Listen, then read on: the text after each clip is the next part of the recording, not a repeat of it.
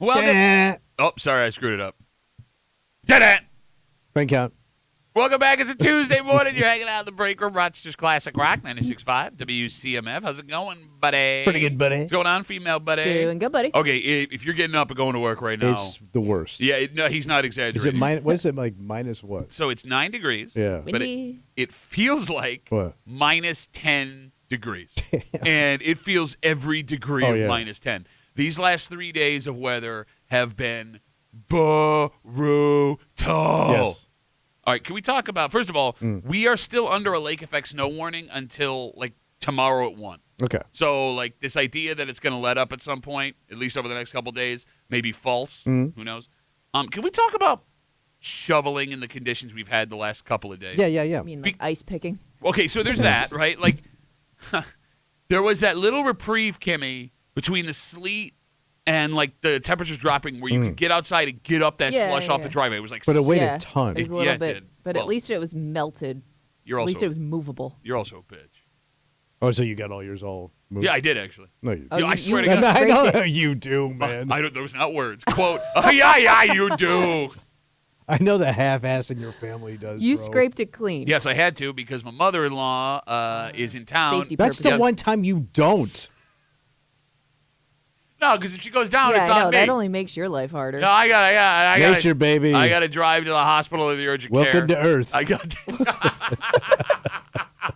So yeah, I had to get it all up. Right. But here's what was really frustrating. What's that? So yesterday, the snow and the wind combined was Yeah. pain in the ass. So I get up, and the snow drift was at like 3 feet outside of my garage. So I couldn't get out of my garage. So pushed up against the door. You got Yeah. it. So, all right, I'll just get it done now. It's like 10 o'clock in the morning. Shovel out, shovel out, shovel out. Okay, close the garage. Go about what I'm doing in the house.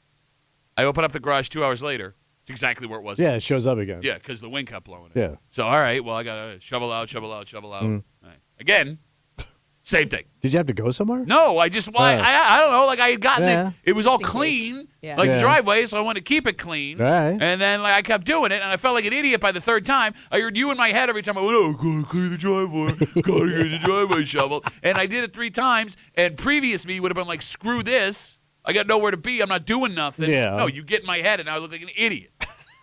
Because like half my neighbors didn't shovel knowing that stuff was going to just keep Why blowing. don't you hire a plow guy, you cheap ass? Because I can still shovel. Why would I hire a plow guy? So I don't have to listen to this, that you had to move a drift 3 times. Hey, idiot. If I would have hired a plow guy, the drift would have come back anyway. I would have had to They move come it. later. They'll come every Well, day but- if you paid a guy. Doesn't your driveway have to be clear? Like you got cars in your driveway Yeah. and stuff, right? We don't use a garage. They come after the snow falls. No. I've never had a No, I time mean- where my snow is not there. No, I understand the snow's there. I'm saying he has cars in his driveway. Yeah. Can- You move the cars out, Well, the but guy that's plows, and then you put the cars back in. This is like everybody's dilemma. I understand. How long have you lived here? Wait. No, I'm sorry. I'm saying, for us to you don't know when they're coming, so you They got to run come- out there and move your cars Yeah, before they you come. move the- What if yeah. you're not home? Then your car ain't there. Well, you cars. have 2 cars. Oh, I forgot. He also You just doesn't gotta use his see- garage. That's what I just said. Point. So move your cars and clean your garage. It's my not like God. these are solvable problems. Okay. I love guy with no kids who lives in his wife's house. Yes, I get to use whatever I want. All of my garage is full of my kids' stuff. I got But nowhere that's to your put it. fault. Yes, sure. It doesn't solve That's the why he doesn't problem. have a plow guy. That's what we're getting to. No, but there's a way around it. There's a way, guys. Listen, there's a way. Like you're complaining about, but hey, what's I'm more lazy work? What's more and I work? have shoveling. snow. What's more work? Shoveling a driveway or cleaning out your entire garage? Here's the garage. I do it once. And then I have a clean garage for my 2 cars. Okay, but here's the thing, man. How I don't does that have not enough. make sense to you? I don't Tim? have enough room, even if I clean my garage for 2 cars. I don't. You know you do. No, man. I don't. I'm telling you, we've tried this before. They You got a standard don't garage. fit. Your 2 cars don't fit. No, my 2 cars don't fit. I got a Honda Pilot. I got a Volkswagen Atlas. They're They don't that fit. wide. I mean, look. I mean, not as wide as your mom, but yeah, I can't get them in there together. So I would still have that same problem, Dick. And you're the one bitching about how heavy. Ooh, we should have heavy. It was too heavy. I couldn't do it. Well, You're I didn't coming have to me. show because the guy came. A guy. Oh, you Yeah. shovel me plug. I can't. Yeah. Thank God for your wife and her bank account. Yes. By the way, it's the best money you'll ever spend. No, bro, I understand. And you're helping the economy. fine. Yes, no, The tractor and truck economy. I got nothing against plow guys, and I understand there will be a time. There'll be a time. Thank you in my life where I am forced to hire a plow guy, but where I'm at now, I can still do it, so I'm going to go still do it. Unlike you bitch ass. Oh, my back. Oh, my I God. was shoveling at your I age, was and I'm from Florida. I was You two shoveling. were born here. You were living in an apartment complex at my age. You weren't shoveling. No, I had a house. How old are you? 38. I was 2 years from having a There house. you go, you bitch ass bitch. Shut up. Kimmy, did you shovel? Of course you don't do squats. You don't decorate. You don't take care of your kids. No. You're just Dope you're chopping. sassy this morning. He is. You're the one contradicting Snow. No, she exactly Like said if, what I I'm said. thinking, You're not like if we listening. had a plow guy, we would have no like when it's this snowy. There's nowhere for us to even move our cars. We have to sit in the road and wait for him to finish. You have a garage? No. How sad. Anyways, what was your question? Do you shovel at all? She don't My husband shovels. What do you he's think, he's a man? shoveler. Well, no. I mean, like there are gender roles in every home. Yeah, but she falls into the, He shovels a chick. driveway and then he shovels a path for the dog in the backyard. Oh, that's nice. Yeah. You don't shovel. Yes, I do. No, you not the driveway. No. So then who you come? How you go after I her? got to do the roof and I got to make the pass. You guys do the same. You're the Kimmy of your relationship.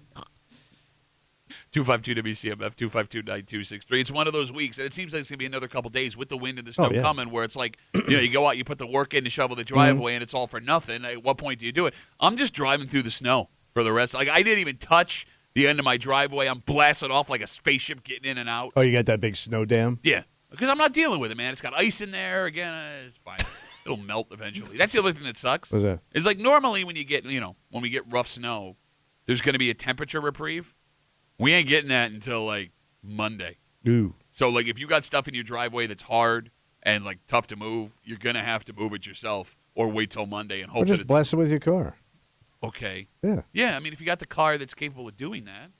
Most cars can get through See, it. your car ain't capable. It's a standard car. Can't do no, it's not. It's a little guy car. A little guy It's a car. little guy car. Well, no, I mean It's an SUV. yeah.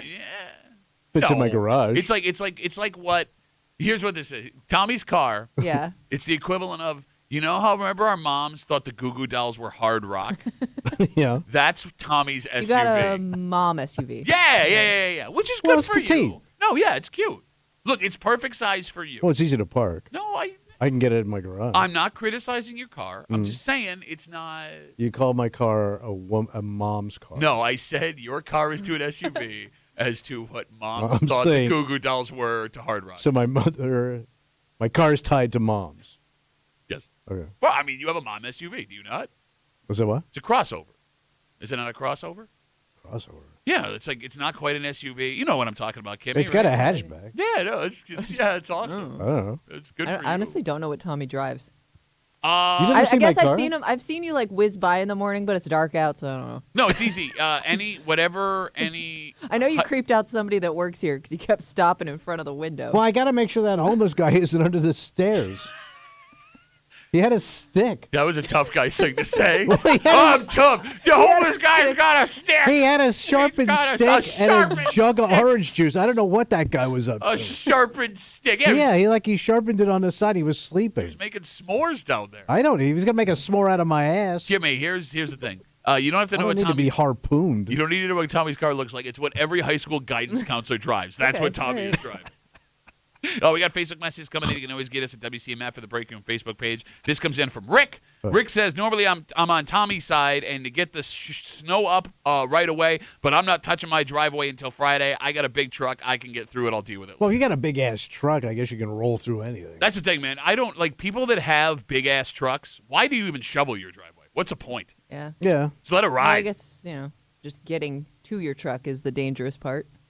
Yeah, but he's probably like a big old man. You got boots? You can get there. Bigger. You know that any harder guy to that fall. has a truck has boots.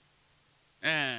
You're gonna tell me you think there's a guy who lives up here, owns a pickup truck, does not own a pair of boots? So I was just talking about this with some hockey parents on Saturday. Yeah. Because we had revealed the big reveal here in the break room. Yeah. We found out on Friday that the Ford F-150 for 50 years was the number one selling vehicle in America. It was overtaken by the Toyota 4Runner, if I'm not I mistaken. think so. Yeah. But one of the parents on the hockey team had heard that. We were talking about guys who spend all this money on these trucks. And there's a lot more guys than you think that like go to paychecks in their Ford F-250. Yeah, but they still probably buy a pair of boots just to for the look. Can't afford it. You bought a Ford F-250. Yeah, they are expensive. They're Yeah. like $80,000. I don't think that the side-by-side of truck owner and the person who owns the truck is what you think it is most of the time. From back in the day. Yeah, yeah. Because, like, you bought a car back in the day based on the function you needed for the car. Yeah. Now, I mean, status symbol. I mean, I guess I would The argue look of that it. the truck is the last status symbol of American motor vehicles. Of men. Yeah. Is that fair? Yeah. Like, that the average person could afford. Like, yeah, Ferrari, Bugatti, whatever. But even those trucks are getting out of hand. Agree. Yes. I mean, Kimmy, your husband's got a truck. He does. Would you consider your husband a truck guy? Yeah. I think if he's in anything smaller than that, he says he doesn't fit. Okay. And he owns boots. He does own boots. Well, big Okay. rubber ones. Well, those too. Yeah. He owns multiple boots. But your husband doesn't need a pickup truck. Technically, no. So he's doing I it. don't really know why he likes having one, because when you're the person that has one, you get calls for everybody else's stuff. But he's And also a country constantly kid, right? getting moving calls. What? He's also a country kid, right? He grew up in the country. Hell, yeah. I mean, no, I wouldn't call him country. But he Well, he grew up on a around guys farm. with. But I mean, he kind of grew up around guys with trucks. Sure, yeah. So here's the thing. Here's what I'm noticing, too, as What's we're that? jumping from topic to topic here. My grandmother, on my dad's side, lived in Hilton Yeah. for a little while. When you tell people from Hilton that they're country, they will fight you so hard. Here's the thing, because I knew kids that were country kids. They worked on farms and stuff. Okay. I think they would be offended if I called myself country. If you live in Hilton, But it's kind of borders, right? I mean, it's kind of. No, I'm saying like Country. there are country kids that live and grow up there, but I think that they would be offended if I called myself country, because I am. You ain't straight country. I have not done that type of work or lived that way. okay, you still lived in Hilton, makes it country. I mean, I'm not saying like you're the I mean, country. to me, that's I'm country. just telling you, it's offensive. Okay, of all the really, I mean, really. it ain't the southern tier. I get it. But you're still kind of out there a little bit. Well, it's a western tier Yeah. of Monroe County. If that's such a thing. All right, so be careful coming in today, Ooh, because I mean the roads are dry for now. But again, we're under this lake effect snow warning until 1 o'clock on Wednesday. Could come when you least expect it, and it is brutally cold. So bundle up before you leave the house this morning, Right. because I don't want you to be Tommy all day. Oh, it's so cold at night. I don't like it. You should get a plug in, but I'm also tough, and sometimes I'll go shovel a pad for my dog. We got a dynamite dog. Kind of break them for you this morning here on CMF. It's Tuesday. You know what that means? It's where we shovel it in the hood. Yeah, everywhere, apparently. Gibby's got her post on the neighborhood app. She's going to read it out loud. Just to be clear, based on our new rules, because I had one 2 weeks ago, I had to go last week. I'm now back to the second slot. Yep, Okay. you did your time. Thank you. Oh, you're out of the penalty box. It's not a penalty box for being So a champion. Well, that's how it works. Peyton, who won last week, if he calls, has to go last. All right, so Peyton goes last if he's... All right, so Kimmy's got her post. We're going to read it out loud, 9 o'clock. Set your phone alarm or stay with us. Where They Whine and coming at you just after 9 o'clock, plus a whole bunch more. But first, Tommy. Yeah. This is great news. What happened? Fantastic news. I mean, the more safe you can do something, the better it's going to be for everybody. Yeah. What is interesting, however, is over the last couple of years, the folks doing this have been getting younger, Okay. which you would think logically would lead to more mistakes, Yeah. more accidents. Well, they're newbies. But it's the opposite. Oh. So what does that say for the guys that have been doing this their whole lives? We'll get to it next here in the break room. On CMF.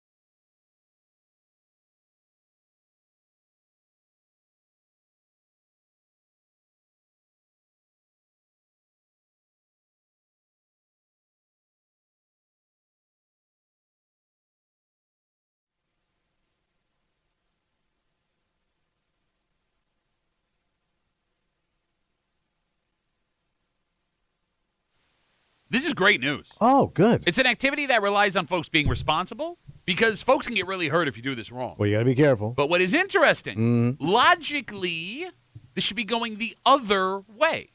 Because, Tommy, you'd think newer folks wouldn't be as safe with the lack of experience as people who have done it for decades. Yeah, you got little bumps and bruises. Okay. Yeah. You're hanging out in the break room. Rochester's Classic Rock, 96.5. WCMF, just after 6:45. Way to go, dicks. Dick's the store? No, not the Dick's store. Dicks that are listening to this show. Oh, because, those dicks. Those are called them dicks. We talked about this a couple of weeks ago. Yeah. The revenue the state is losing in this specific area. And there are people who do this because they feel like they're getting one over on the state of New York. Yeah. Well, guess what? Now we're all going to pay for it. Oh, no. And we'll get to it just after 6:45 here in the break room on CMF. The state of New York announced over the weekend. Yeah. They have had one of its safest hunting seasons ever Oh, that's good. this past season. The DEC, Department of Environmental Conservation, says that in all of New York State, all season long, there were only 11 firearm accidents and 11 accidents where people fell out of tree stands. So 11 bullets, 11 gravities. Yep, you got it. All right. After reading this, I didn't even consider the dangers of tree stands. You know what high I mean? up are Like they? when it comes to like the dangers of hunting and Yeah. how often people get hurt, I didn't even realize that was also counted in this study. How high up are you? I don't know. 10 feet? 10 foot? Not feet. It's I was thinking 20 foot. You did 20 foot? I was thinking 20 foot. Yeah, whatever. No. Because you just strap that thing to the tree, right? And you just I have no The idea. tree stand? no, Yes. but it's like strapped to it. Well, I thought Like, you. is it hooked into it, or is you just Are like? they already built? So Like, are there some that are already like up Because there? when you go to the actual dicks, they sell them like hanging on a wall. Now, the ones that I've seen were ones that guys like built on property they Oh, had, all so right. I don't know. I mean, the ones I've seen well, if were guys build it themselves, you know that thing's safe because you did it after 10 beers. And that'll hold.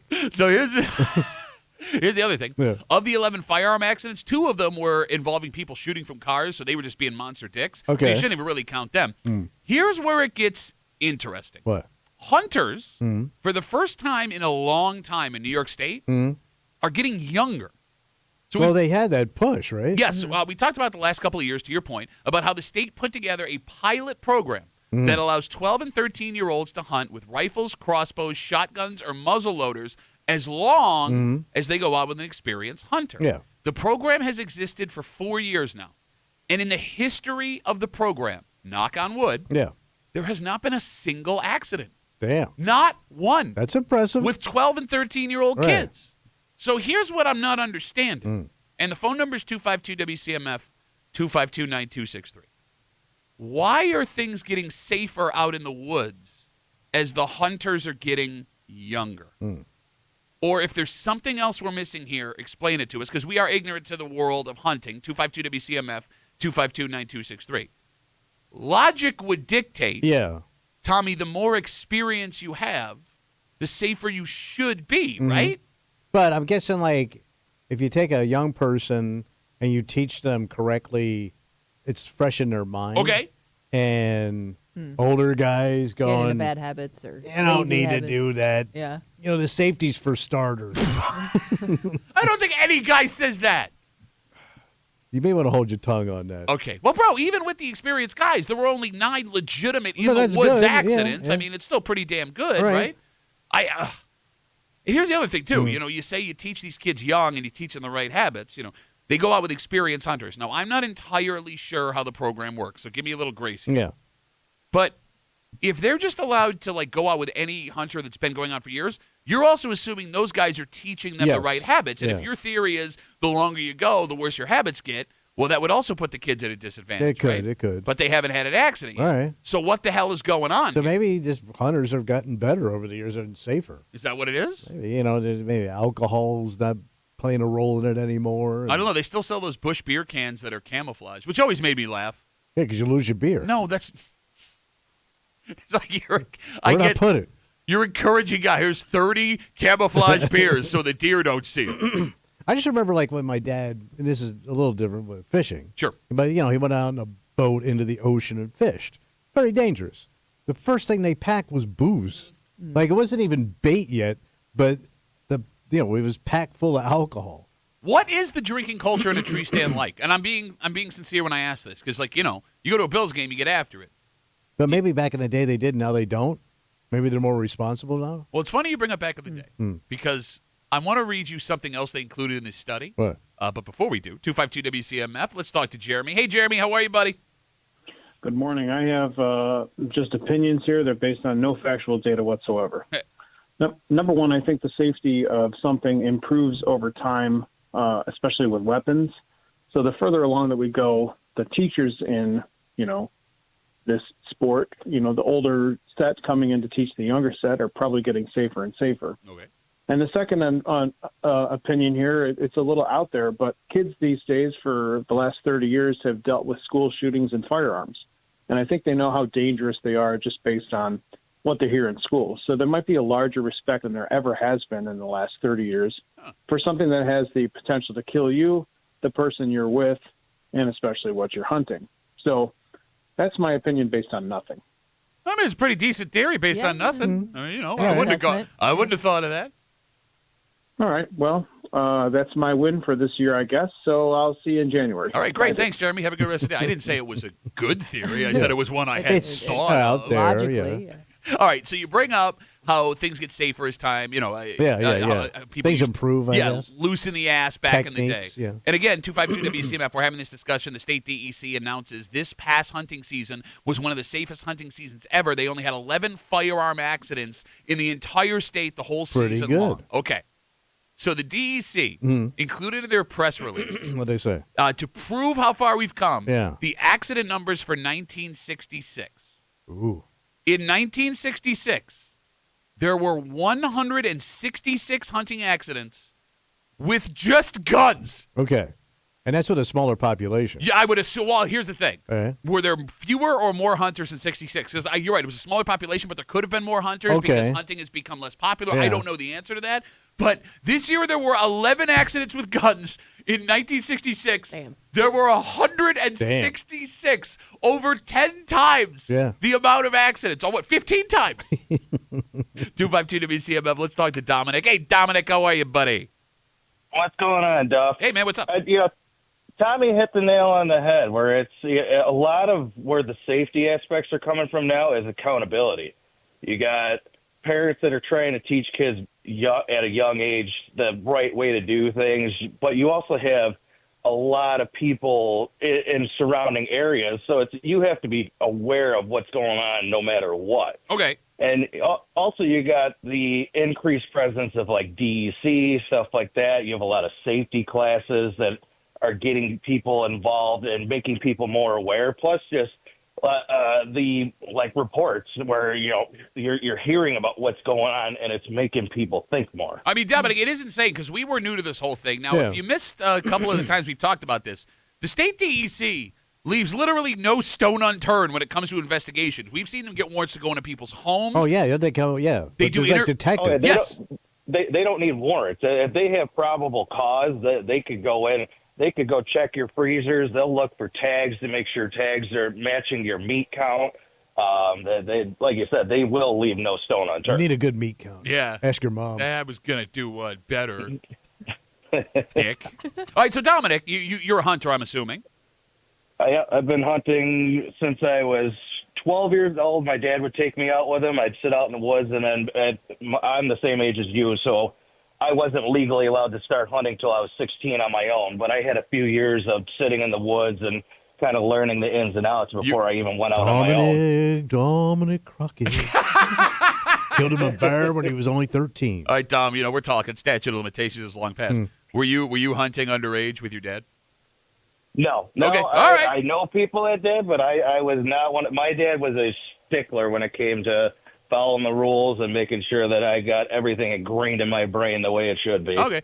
Tommy, you don't think when you think hunters, you don't think of the name Dominic. No, usually when a Dominic shoots something, they leave it there. I didn't see nothing. There's a lot of guys from Gates that do. We all hunt down in the Southern Tier together. And In there was fedoras. a whole group from Gates. Hey, Dominic, thanks for the call, buddy. Have a good rest of the day. You too, Duff. All right, thanks, buddy. Take care. I mean, I like this. God, I'm sorry, go ahead, Kimmy. He does bring up a good point. Like, maybe there are people reporting it more, so it's making people like extra cautious because they don't want to be that news story. Okay. I mean, that's a good thing, Yeah. right? I mean, it doesn't say much for responsibility, though, No, if that's no, the they case. just don't want to get in trouble. Yeah, I mean, I guess, when I saw this story, I thought of, like, the best-case scenario. Like, wow, people are really coming around. They saw the mistakes that their fathers and grandfathers made, Yeah. right? More like, eyes on 'em. This is amazing. Yeah, I just don't want to get in trouble. Well, at least it's working. You know how we've talked in the past about there are things that look romantic Oh, sure. that you never actually want to do? No, because I know when I do it, it's going to suck. Like, for you, when the season starts to turn, Golf. yeah. Yeah. Like, I think I feel that way about hunting. Oh, yeah. Because, like, there's You that, get out, mornings, I mean, you get crisp. all that meat. I love venison. Hanging out with your buddies, right? Yeah, your buddies and all your meat. Your meat bros. Like, part of me wants to, like, get involved in hunting. Well, it's very American. Yeah, I guess. Hey, Yeah, sure. frontiersman. Yeah, USA. But then again, like, It's cold. It's early. that I can handle. There's something about I live out in West Henrietta, Yeah. and during the hunting season, I live out around a bunch of like some empty land. I'll see guys walking with like rifles Yeah. around their like shoulders, coming back and everything, and I get it; they're being safe. It's just there's something about guys walking out of the woods with guns while I'm driving my daughter to a hockey rink. Where I'm just like, oh, you know what I mean? Like Yeah. you don't often see men No. walking from nowhere With weapons. There's a guy who lives on my street who, during crossbow season, will gear up, walk down the street with his crossbow. Oh, and goes out into the woods? Yeah, some woods. Oh. I don't Yeah. know if he knows somebody over there. So it just kind of disappears for a while? Yes, but it's unsettling to look out the window and there's a man with a crossbow walking down the street. Yeah, it's like the 1800s. Yeah, because like I don't know, like if I lived out in the sticks, I guess I would get it. But like, hey man, I got Wi-Fi. I live here. Yeah. It's the whole thing. Yeah, it'd be a little uncomfortable. Will you go hunting with me? Why would we go hunting? I don't know. I think I might want to try it one time. Neither of us are any good. How do you know? What I if mean, we're you like? could probably go out hunting with somebody and just sit there. No, but- if you wanted to get the experience, No, but here's the thing. I feel like if I got out there, like you'd actually want to shoot well, something. yeah, if I'm No, here, but we would just start jerking around, That's what I telling mean. jokes, Like, maybe being you loud. Yeah, how about we quietly be jerks? we can't. That's another thing. You gotta be quiet. Okay, Yeah, you would get bored immediately. Yeah, you can't be fidgety. I'm pretty fidgety. I'm super fidgety. Boom! You see, now Yeah. it's 12 hunting accidents because you and I went out, and ideally you're the one that catches it. All right, let's take a break. Some folks were looking to save money. Some folks were looking to prove a point. And when we talked about this story initially, we had a lot of guys call up and brag, yeah, I do this. I don't need the money. It's just, Okay. I ain't going to be held down by the man. All right. Well, when the state loses money, they got to do something about it. And thanks a lot, dicks, because now we're all going to get in trouble for it. And we'll tell you what the state has decided to do to recoup literally hundreds of millions of dollars Hundreds they've of lost. millions. We'll get into it next here in the break room on CMF. But first, Yeah. got to tell about my friends from the Ide family. Well, you don't have to hunt around. They got all the deals right there. I like what you did there. February is a great time to take advantage of Honda's signature easy as 1, 2, 3 lease deals this month. What do I do? At Ide Honda, if you put down $1,000, $2,000, $3,000 on your lease, by the way, that payment includes all fees and first month's payment, there's a whole bunch of stuff you can take home. You can lease a 2025 Honda CRV at Ide Honda. It's as easy as 1, 2, 3. $1,000 due at delivery. Payment. $469 a month for 36 months. $2,000 due at delivery. Payments only $437 a month, 36 months. Or $3,000 due at delivery, $405 a month for 36 months. Get your new ride at Ide. It's easy as 1, 2, 3. Now we all have to worry about the cops following us because you wanted to save 15 cents on a toll. Next on CMF.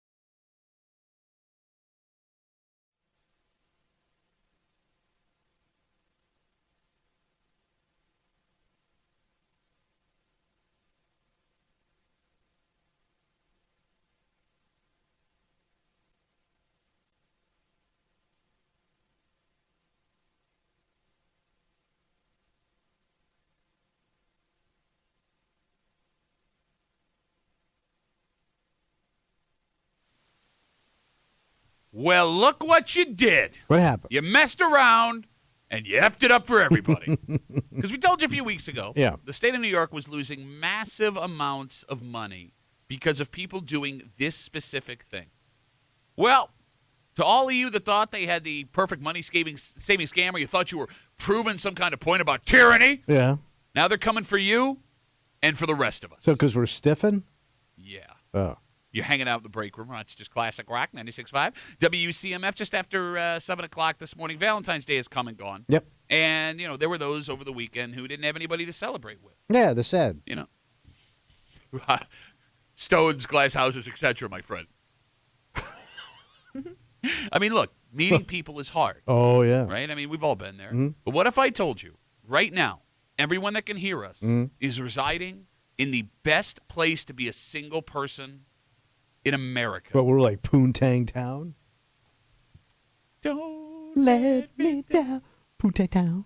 We'll get to it. Not Poontang Town, the story. Hmm. Just after 7 o'clock here in the break room on CMF. So a couple of weeks ago, Tommy, Yep. we told you how the state of New York was losing a literal fortune in toll theft.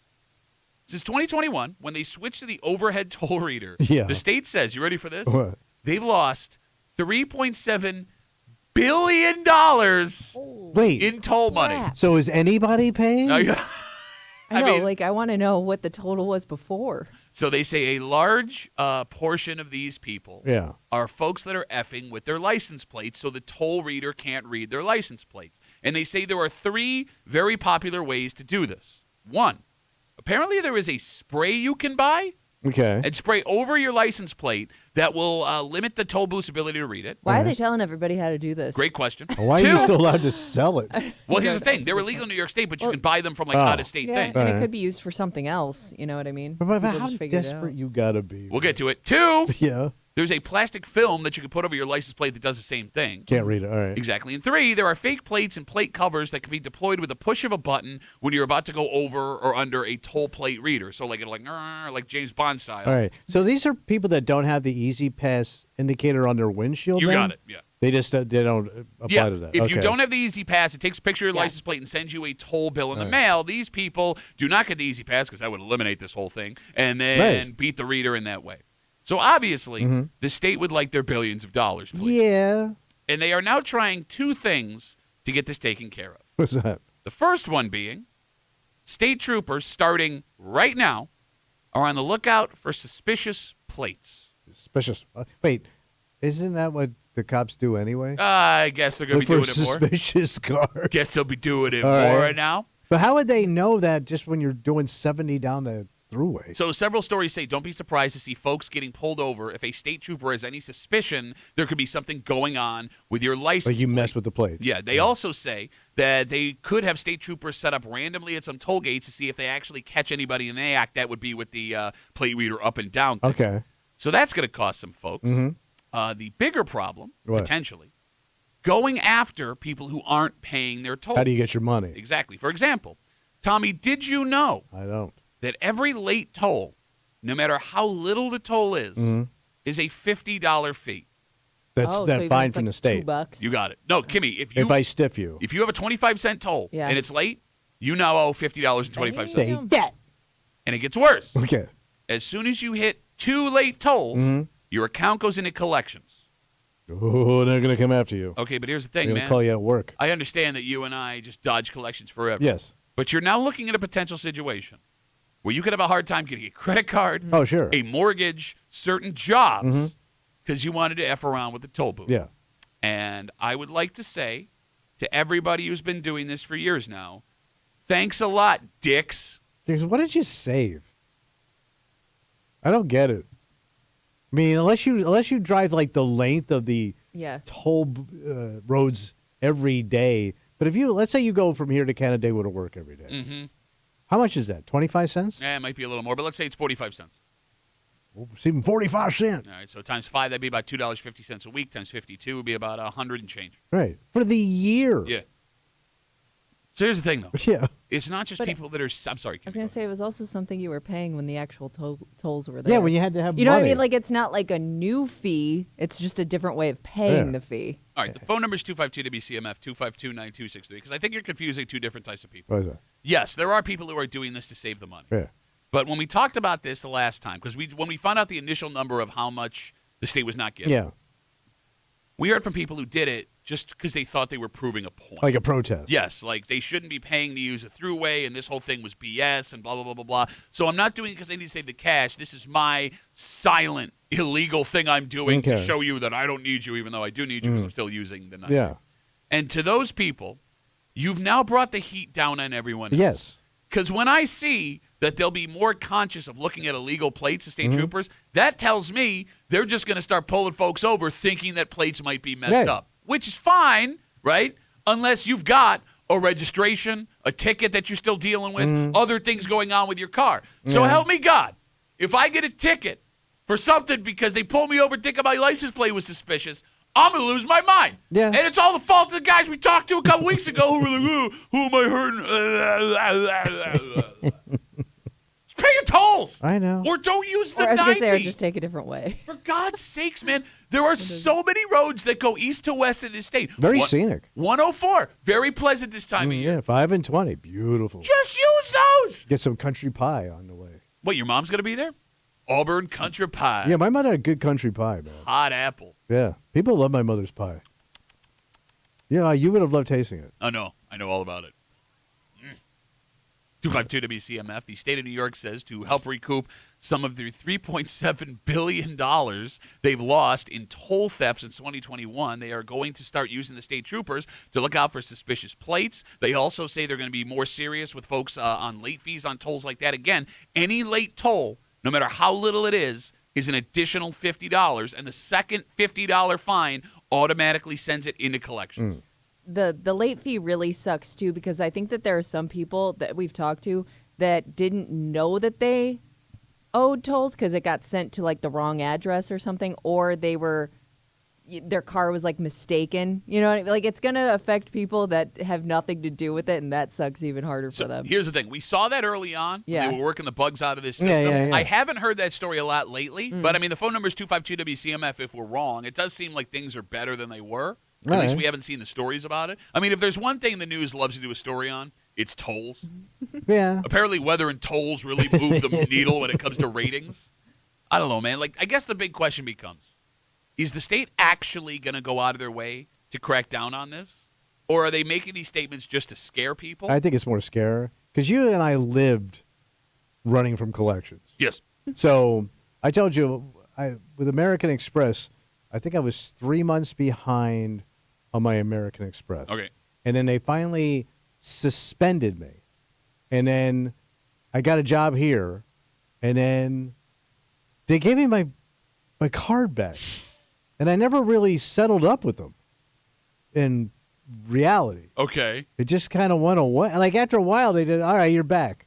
Like, so, like, to that point, like, I was like, well, what was I really wasn't in trouble if you just allowed me to become a member again. Yeah, but that was the early 90s. It was, I but mean, that's it's- my mentality, Okay, right? So right. if I fall behind again, you know, because there's probably guys my age that are doing this, right? They go, well, yeah, yeah. man. Like, I didn't pay some parking tickets back in the day. And I was always told, oh, they're going to put a bench warrant up for your arrest and all that. And I had two. I had one in Orlando. I had one in Fargo, North Dakota. And they just kind of went away. Can I be honest with you? Yeah. You're my friend, and I love I you. also drove with no insurance. Please don't say that into a microphone. We used to call it driving bear. Yeah, and you still It's like defend the it. least surprising thing he's ever admitted about No, himself. but here's the thing, Kimmy. I also had fake plates. Driving Well, with switch plates. Driving without insurance and fake plates is like a legitimate dangerous Yes, it situation is. that only like people that are addicted to meth do. Yeah. And you were doing that. Yeah. But like I was saying, you're my friend and I love you. You've bragged about getting out of And I these- don't mean to brag. No, you are bragging Not about being it. brag. Listen, I Oh, didn't you're want, not bragging? I didn't want to be busted. I didn't pay. Well, then don't do things wrong. Oh, you mean busted isn't poor. Yes. Okay. You've brought up this Florida ticket a couple of times on the show. The Orlando one? Yeah. Yeah. And every time you go to Florida to visit family, part of me secretly hopes that you get pulled over or like they run your name somewhere and you get arrested for a parking ticket from 1987. and like they lock your ass up, and like the fine now is like $40,000. Like a little piece of me every time. I hope I get that call. Hey, I'm not gonna be on Monday. I can't make bail for my parking ticket. Well, here's the thing. Like when I was, and everybody does this. If at work, if you get in trouble, you look for somebody that's also been in that trouble and what they did. So I would find comments like, "Hey, man, I got this ticket from Orlando," and they go, and the guy goes, "Well, is it pink?" And I go, "No, it's yellow." He goes, "Oh, just rip it up." That means they didn't make a copy. Now I don't know if that's true or not, Yeah, but you did it anyway. but I just ripped it up. So when I was in Fargo, same thing. Oh yeah, the Mad Hatter, the guy that does magic at the Orlando Improv, told me to rip this up because that's legal, and I did it. So stupidly, because I just wanted somebody to tell me what I wanted to hear. No, but it's so frustrating as a guy who tried to do everything right. At least when it came to the law, to hear you tell these stories, like, yeah, I just didn't do it. Yeah. Well, I got in trouble and everything. I got pinched on other areas. Okay, but again, it's not like you were pinched wrongly. No. But life will teach you a lesson. Pat. Yeah, no, really taught you a lesson. Living in your wife's house in Pittsford, sitting on your ass for 4 hours a day making a living. Man, Yes. talk about the universe evening things out. It'll get you, buddy. 252 WCMF. Again, we're talking about the state of New York trying to recoup some of the $3.7 billion in lost tolls since That's like 3 2021. aircraft carriers. Kimmy, will you Google what an aircraft carrier costs? Thank you. Got to be $1 billion. I mean, without the It's planes. more than $1 billion. Without the planes and the sailors. I bet you it's $5 billion. Without the planes and the sailors, did you say? They just bare bones, like stripped out, no frills aircraft. Kind of like a busted country would have. No automatic windows? Yeah.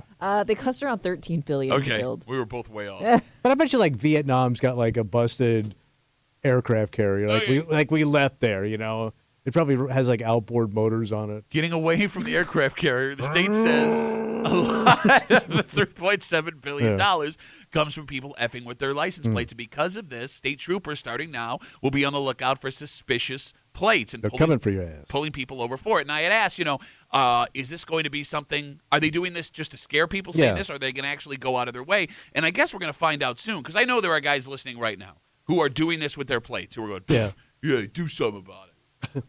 If we see the numbers go up of people being pulled over for this, we know they weren't messing around. And there's so much money at stake here. It doesn't seem like something you'd issue as an empty threat. Yeah. I mean, look at the success they had with those speed cameras where they warned us and warned us and warned us, and then here come the speed cameras, and you got 3 tickets. Yeah, and I paid. Pat. Only because you had to. Yes. They literally had a photo of you speeding. But I tell you this, like, if that was back in the day and I was from Florida and I got pinched in New York State, I'm probably not paying. How do you? Because I didn't really have a legitimate address. It was my sister's house. I was living out of my car. Yeah. There's Still and by the way, counts. I didn't have them. $50. I didn't have no $50, man. Do you think that would have lingered with you, though, like knowing you had that, like years later? Oh, No, because it doesn't linger with them now with the other 2 tickets. I mean, I always figure if they don't catch you in 10 years, the statute of limitations. That's not a thing. Yeah. You just made that up. What's the statute of limitations? Statute of limitations. No, on not a that one. ticket? Statutes. The statute The of statute of limitations. limitations. Statute of limitations is the world's worst art museum. It's got to be 10 years. I can't do hands. It's got to be 10 years. No, I don't know if there is a statute of limitations on a ticket. Well, how hard are they going to try to chase your ass down if they can't really Again, pin it's you not, down? it's not about chasing you. It's about all of a sudden it pops up when you're arrested or they run your name for something, and all of a sudden, oh, yeah, look at this thing from back in the day. Well, back in the day, they probably didn't have like that. Again, a lot of problems in that sentence. No, but like back in the day, they probably didn't have like. Again. if I got in trouble in Oklahoma, would they know I had something? I had a warrant for my arrest or a bench warrant for a ticket in New York State. And I'm talking early 90s. It's still that way for a lot of things, right? Where you're not going to find out. It's Right. just a matter of something happening when you're back in the place that you were at before. Yeah. Okay, it doesn't matter. So when you get to Oklahoma, just run wide open, son. Okay, let's take a break, you idiot. You don't want to go to Oklahoma. Oh, why would I? Well, if you're a single person, you don't want to go anywhere. Oh. Because we have in front of us an article back with scientific data that says if you are a single person that can hear our voice, you are in the best place you can be in America. Tailtown. Well, no, I don't know if it has to do with people putting out. Well, you want to get some tail. Well, yeah, okay. Again, You have managed to shift the story before we even No, started but I the story. mean, to have Dip, how to rock and roll is to be. companionship. We can tell you the study. Dale. We can tell you the story, which is funny, Kimmy, because it flies opposite Oh. to everything any single person has Oh. ever told me about living in Rochester. We'll get to it next here in the break room. Let's CMF.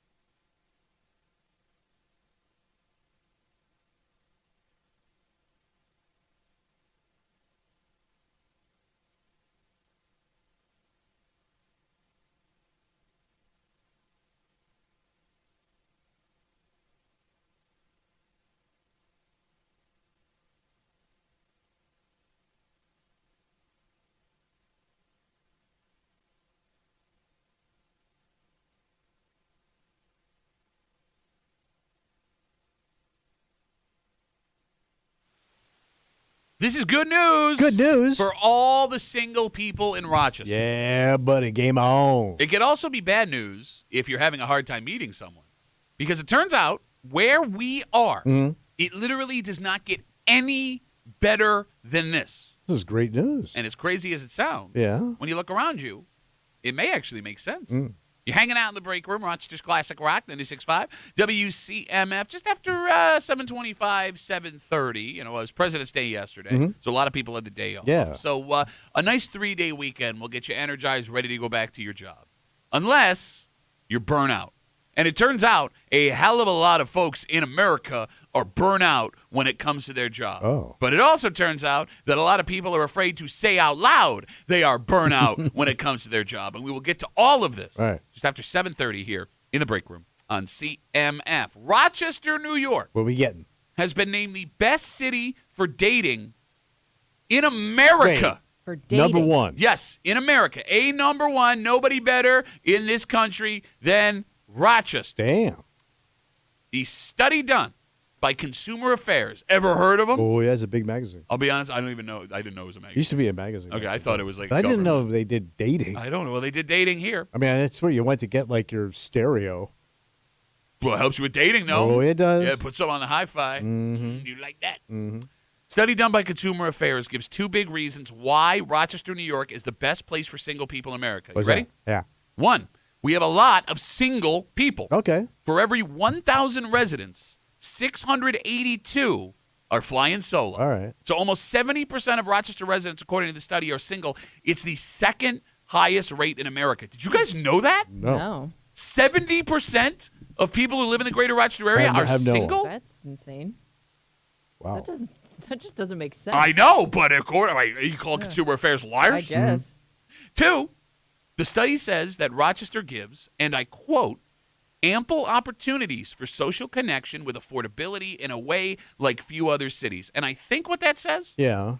when we get out and meet each other, Yeah. not only are there lots of places to do it, Domingo. it's not very expensive. Okay. And that also makes sense. Think of all the things here in the summertime. Oh, All yeah. festivals that are relatively cheap, right? Like all the places you can go as a single person without having to drop $200 Yeah. on fancy. Like a few drinks at the Lilac Festival or the Fairport Canal Days, totally acceptable date. Gets the job done. And that'll run you what? 15, 20 bucks? Oh, yeah. Okay. With all that being said, the phone number is 252-WCMF, 252-9263. Would singles listening agree that Rochester, New York is the best place in America for you? And this is appropriate for you, Tommy. Why is that? Well, you have been the longest single adult put together, living in Rochester of anyone in this room. Yeah. Do you feel like Rochester is a great place for single people? It was way more inexpensive than living in, like you said, in a big city. Okay, so expense-wise, it works Yeah, for you. because like being single and going out is expensive. Yes, it is. And I didn't realize that at first. But then I was like, oh, but goddamn, how much is this costing me? No, because I remember you saying, like, when you first got divorced the second time here, how you thought you were going to go out every night. I'm going to do what I want, man. Yeah. I'm going to live the free life. Yeah, but it costs. Okay. So I can't imagine doing that in a big city. All right. So To your point. cost-wise, it worked for you. What about meeting people? Yeah. What about it? No, I'm saying, like, when it came to meeting people, was it easy for you to meet people? Yeah, I mean, I dated a bunch of girls. You sound like a 12-year-old. I dated, like, a bunch of girls. I got a girlfriend now. She lives in Canada, though. You don't know her. She could come Yeah, I in. met her at summer camp. She might come to homecoming dance. I don't know. She'll try to work it out with immigration. But I dated, I mean, most of the girls I dated, and I was also older. Yeah. So I was 44, 45. Okay. And most of the women I dated then were in their like mid to low 30s. Okay. But What? yeah, I Hold mean, on. Kimmy made a face. Why'd you make a face? I'm surprised. why? Why are you surprised? Because usually when, women look to date an older man, they look for maturity. They Yeah, look but I for a lied. comfortable lifestyle. But you can lie about that. No, but the second Looking at time they you. saw you. Yeah, but I still got them back to my house and banged. Okay. Right. Like, I tapped them. Nothing says millionaire like They must have 3 been pretty empty desperate. rooms. Well, she ain't. Like, you think Don't all look these over dogs- there. It's like the Phantom of the Opera. You think I'm Don't look Don at, Golisano? don't look at the dining room. They probably looked at it like, well, he's got a house, so Yeah. okay. And by the way, the the range of these women were vast. What do you mean by that? I mean, some were, some were nice. Yeah. Some were in the middle. Okay. I dated 2s to 10s in my yardstick of women. Okay, gotcha. Kimmy, you were going to say, I'm sorry. Does a yardstick go to 10? No. Well, I mean, I guess you could break it down into tens. What does it go to? Oh, 3 foot? Isn't it 3 feet? Yeah, 3 feet. That's more than 10, isn't it? No, More than 3 10 is less than inches? 10. What are you talking about? What are you shut I up. thought I might have used the wrong analogy. Yeah, no, we're kind of got to blow past it. You know, it's conversations like this, which is why Tommy was so popular in the single By the scene. way, you How get, many tens in a yard? but you get them drunk. Get them drunk, but have some fun. Kimmy, I think I was a fun date. Are you kidding? I've been on dates with you Yeah, involuntarily. but you didn't put out. Still ended up back at your place, though, multiple times. Kimmy, you were going to say, I'm sorry. You would think that You're having a the hard time fact- imagining me Well, laying down I've and gone banging past chick that. on my I've gotten couch. past it.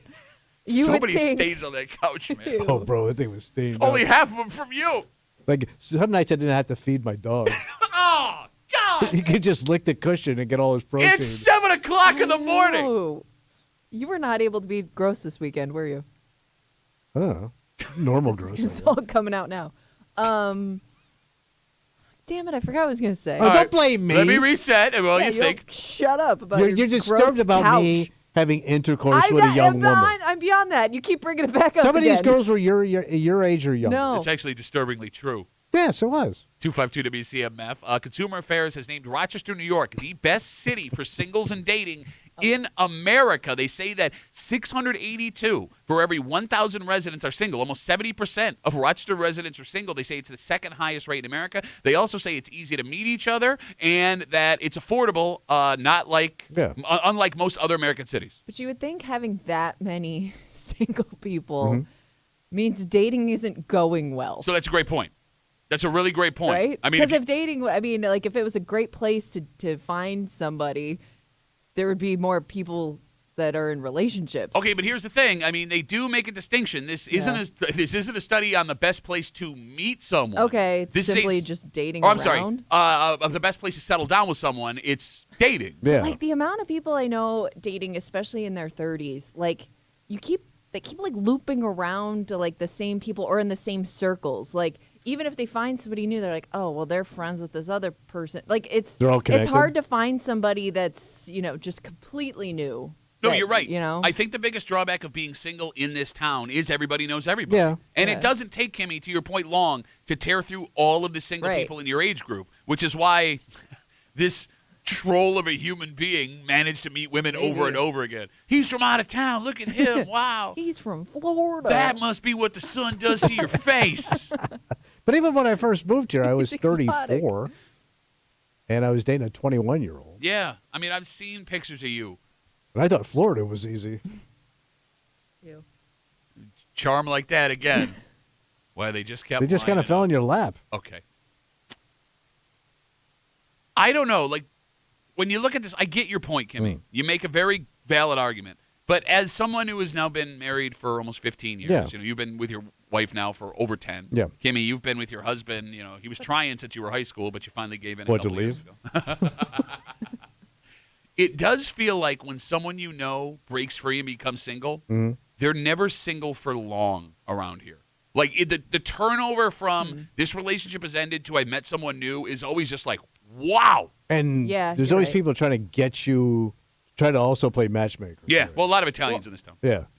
Do you think But that happens a lot, too. I know somebody for you. Do you think that because of the turnaround is so fast, do you think that has something to do with what we call, isn't it like called cuffing season? Okay, can you We have a explain very to Tommy long what cuffing season. you're going to here. have to explain this to Well, Tommy? Okay, cuffing it's- used to mean something else. And that's why I'm going to have her explain it to you before you could speak. It's essentially like you enter we got it. you enter into an agreement with somebody else, like we're going to be together while the weather's crappy, Okay. or like from like the end of fall to early spring, and then we're going to break off and go our separate Okay. ways. But for now, it's just a comfort thing Little companionship. when we're not Yeah. getting out and about. Nice. It's not quite dating, but it's more than friends with Yeah. benefits. Well, that sounds great. Okay. But I got a feeling if I brought this up, you all would have shut that down. What, cuffing? Yeah. No, it's a Yeah, standard. you're committed. You're just a scumbag. You just want somebody because it's cold out. No, there's a difference between No, whether. my mouth. Oh my God, There's a difference between whether or not that is a good idea and whether or not it exists. Kimmy is simply saying cuffing exists, and we have a long I cuffing just want your season. body for the heat. I mean, that's essentially what it is, Yes. right? Yeah. Yeah. I mean, I don't know. Like, here's the other thing, too, man. Like, when we talk about the people that come around, right, or the people that break off and then end up with somebody else really quick, they're always, at least the guys we know, they're out of their league. Yeah. Right? Like, I mean, it's just, it seems like there are desperate women in this town that are willing to latch themselves onto anything. Thank God. And take advantage of it. No, I mean, what do you mean take advantage of it? Take advantage of it. If you see a chick that's over your head that is willing, do not pass that up. Okay, to that point, Dana writes us on Facebook, this is great for men. It's terrible for women. I'm married, but I've watched my single friends settle for guys that are not worth their time just so they could have someone. All of Rochester are good-looking women with gross guys. Kimmy, do you agree with what Dana just said? There's an example of this sitting amongst us. Yeah, him. You. All right, do. I mean, no, Kimmy, I want you to think of your single friends Yeah. that met somebody. Did they always take a step down? Oh, look at her trying to be careful. Yeah. Politician Kimmy. I'm trying to think. Kind of. Like the people that they were like felt the most comfortable with seemed to be somebody that was probably a step down, yeah. They settled for. So Basically, you're settled for something. Or settle for, realize like, just, I don't know. I can't think of an example where it was the opposite way. So you put it settled that for your way. husband then? Huh? You settled You for your asked husband? about my single friends No, I'm just now. asking. No, I understand, but I'm just saying if we're going to do this. No. No. I mean, obviously your husband settled for you. But no, I mean, I find it He's strange. on a calendar. At what Can't point? beat Yeah, that. he is. By the way, didn't get the new. I saw the new calendar. Didn't see him in there. No, he's not in there. Did he? What? You put on the weight. One and done. Okay.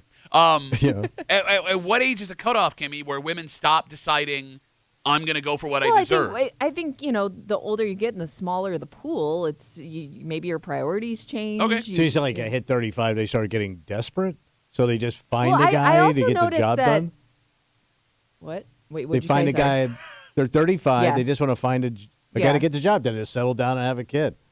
Yeah, and I also think that some of the the better looking, I'm not even listening to him anymore. The better looking guys that are still single at that age, they don't really want to settle down. Okay. You know what Why I mean? would Like they may date for a little while, but then they realize they want two separate things. So it's If you're a good-looking guy, you can get any woman you want. Why would you settle down? Okay, that kind could of what? What is wrong with him? He's such an I idiot. don't know. Well, why would they say if they're good-looking and all these women are eventually you fawning think over you them? get like kind of lonely. You want something more in life. I Maybe, don't maybe know. not. Maybe they're I guess having not. fun. I don't know. Maybe they're having fun, not being bossed around. Man, is your wife sleeping in today or I something? I know. don't know. You're I the think one the that made power's the out the house. decision to do it again. And again and again. Yeah. 252 WCMF 252-9263 Consumer Affairs says that Rochester, New York is the best place for singles in America. In America, they say that 682 for every 1,000 Greater Rochester residents are single. They say that's the second highest rate in America. They also say that Rochester gives, quote, ample opportunities for social connection with affordability in a way like few other cities. I wonder if for like what we talked about, well, I kind of thought was a negative of you always knowing somebody or the same kind of groups coming back around again. Maybe that's actually a positive in some people's eyes because you kind of feel like you already have a connection to this person and you know them to some extent.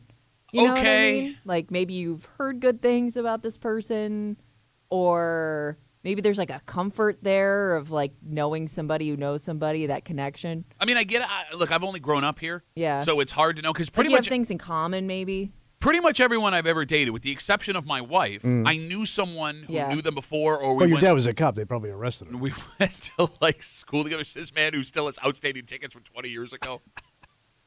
Right? Like, I think there's a difference between a massive difference, like the excitement of meeting someone new versus the comfort of knowing I am familiar with this person. And I don't know which one would be better, right? Like, I have an idea that this is going to go well because I know XYZ and I know this person's background, or this is all completely new and I'm going to find out along with this person if we're compatible. And that's going to be more exciting than doing the same old, same old. It also Yes, has the ability unless to blow you're- up. Yeah, unless you're. I think like the older you are dating, the more you're probably, the less you may be looking for that excitement of the unknown. I don't know, though, because if you were in a relationship for a while, let's say you were married 5, 10, 15 Yeah. years, whatever, right? I mean, every day. Not something completely different. Well, I mean, like, there's not Well, a you lot want to change. excitement. Yeah. Just excitement. Like, I mean, look, marriage. I don't want to fall into another rut right out of a rut.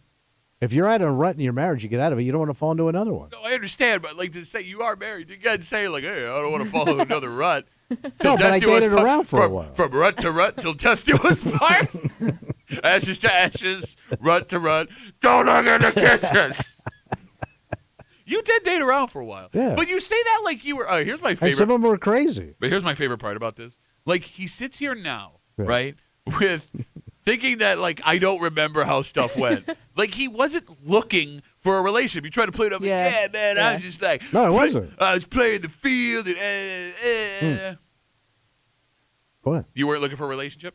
In the beginning, no. I just got divorced after, what was it, 7 years? That first 7 hours, I was not looking for a relationship. Yeah. I mean, bro, it's okay. Like you wanted to find somebody. Eventually, we all Yeah, need. you don't want to find somebody right away. You don't want to be that guy that I've known guys that got divorced and they immediately find somebody, they settle down, and next thing you know, they're getting remarried. Sure. And they didn't date anybody else. Understood. I'm going, and they kind of found the same chick again. Okay, but chicks do the same thing Yeah. with guys. I Yeah. get it, but that's not good. No, I get it. But how long between your divorce and you meeting your wife? So I was divorced at 44. I didn't meet my wife till 103. Yeah, 104 years old. So I was 50 Okay. when I met my wife. So 6 years. Yeah. All right. So, like, I get it. Like, the first 2 years, you were just, like, playing the field. Cool, this is awesome. Like, let's not pretend that last 4 years wasn't, like, desperately sad and lonely for you. Whoa. I had heat. And Yeah. I had a mortgage and a second mortgage. And a moped. and a scooter, yeah. I mean, it's just so funny to Right. know you while it was happening and hear you describe it now. Yeah, man, I was just going out with no money, playing the field with women who wanted nothing to do with me after they knew me for like 2 Lot weeks. of peace and quiet. Yeah, Lot buddy. of peace and quiet. Lot of quiet. The dog could hear me sobbing over nothing because there was so much peace and quiet. We'd already licked the couch clean. I mean, do you guys ever think about if for some reason, whatever, magic happens, you're single right now? Kimmy, do you think, and I need an honest answer here, Yeah. do you think you have the tools based on watching your single friends to meet someone that you deserve and who deserves you? No, it doesn't look like fun to me. Okay. Like there's no part But of you me could that do it. Well, but there's no part of me that Kimmy? just wants to just think of like the whole like restart, like going on those awkward first dates, like getting to know somebody and like realizing maybe you don't click with them, so now it's like this awkward dance of like maybe we shouldn't see each. I don't know. It just doesn't look like fun to me. It does look miserable, man. Yeah. I mean, it's funny. Like, dating was fun when you were single. Well, when you're young, too. Yes, you're Yeah. right. Like, I watched. It's more formal like the older you get too. You're not just like going out and getting drunk with your friends and hopefully like finding somebody while you're there. Yeah, you're right. It's like let's meet up at this time, this place. Here's what I'd be afraid of now, because like when I started dating, there was no social media, really. Right? yeah. I would be afraid now as I'm dating, I start building up some negative reviews. You think you matter enough where women would tweet Oh, he'd about you? absolutely be on that that secret Facebook We know page. a guy, bro, who's got some bad reviews out there. Bad reviews, bro. And everybody, my hairdresser knew about his review, never met the dude. Yeah, Yeah. yeah, you know. All reviews matter now. You could be a nobody and Okay. get hung. Okay. Yeah, I know things about guys that I've never met, but I've Hey, you seen know, their yeah. picture. So like now that all catches up with you. Okay, but it's as simple as not being a scumbag. I understand that, but if you have a scummy past and you're trying to reform, there ain't no reform. Oh, what can I do? I had nothing. Well, honey. I was misunderstood, but it's the South. Shouldn't even count. You know what else really sucks about being the single friend right now? You're going to be the go-to for everybody that wants to set you up. Yeah, The we were second talking they- about that. Yeah, They the second wanna they set meet you up. another single person, just because nothing to do with your personalities, but it's all just because you're both single, so you're going to get set up on a date. So we were at a pool party at somebody's house when they tried to set me up with somebody, and it just didn't work out. Sure.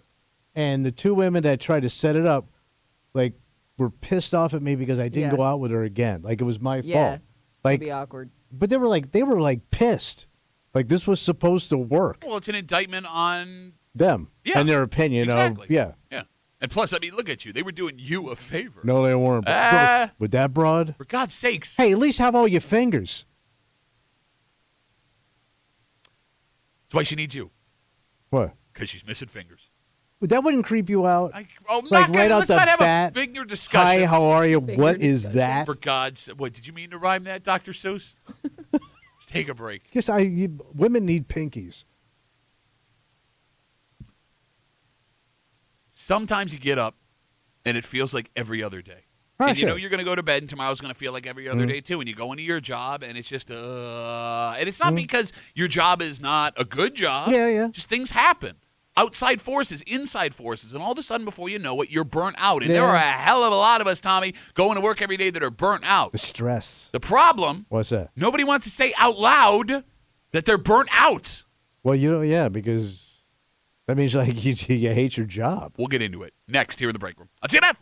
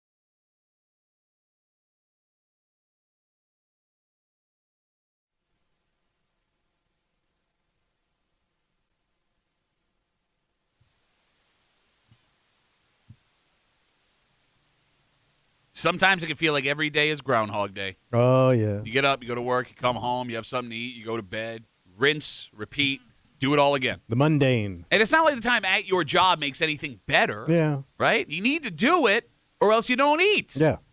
The study we have here is a problem, but not a surprise. And it may be one of those things that is an issue without a solution. That sucks. You're hanging out in the break room, Rochester's Classic Rock, 96.5, WCMF, just after 7:45 this morning. I know that we are the official station of the Buffalo Bills, but the stories with the New York Jets just keep getting better and better.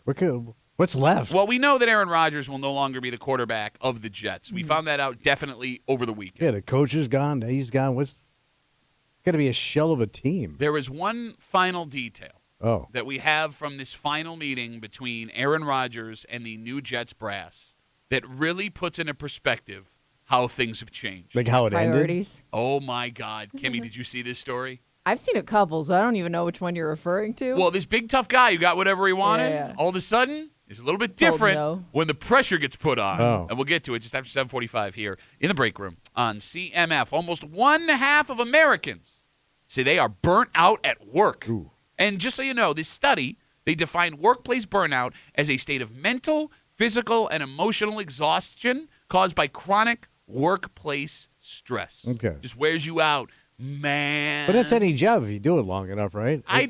It just becomes mundane. I don't know. Okay, I think there might be a difference between mundane and burner and Burnout? worker burnout, burner workout.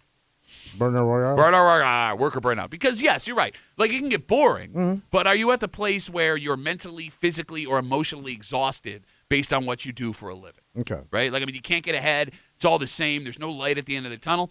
And Rochester may have it worse than other places. Why? Well, we know that 1/3 of people who live in the greater Rochester area work in some sort of medical capacity. Okay. It's the largest employer in the area.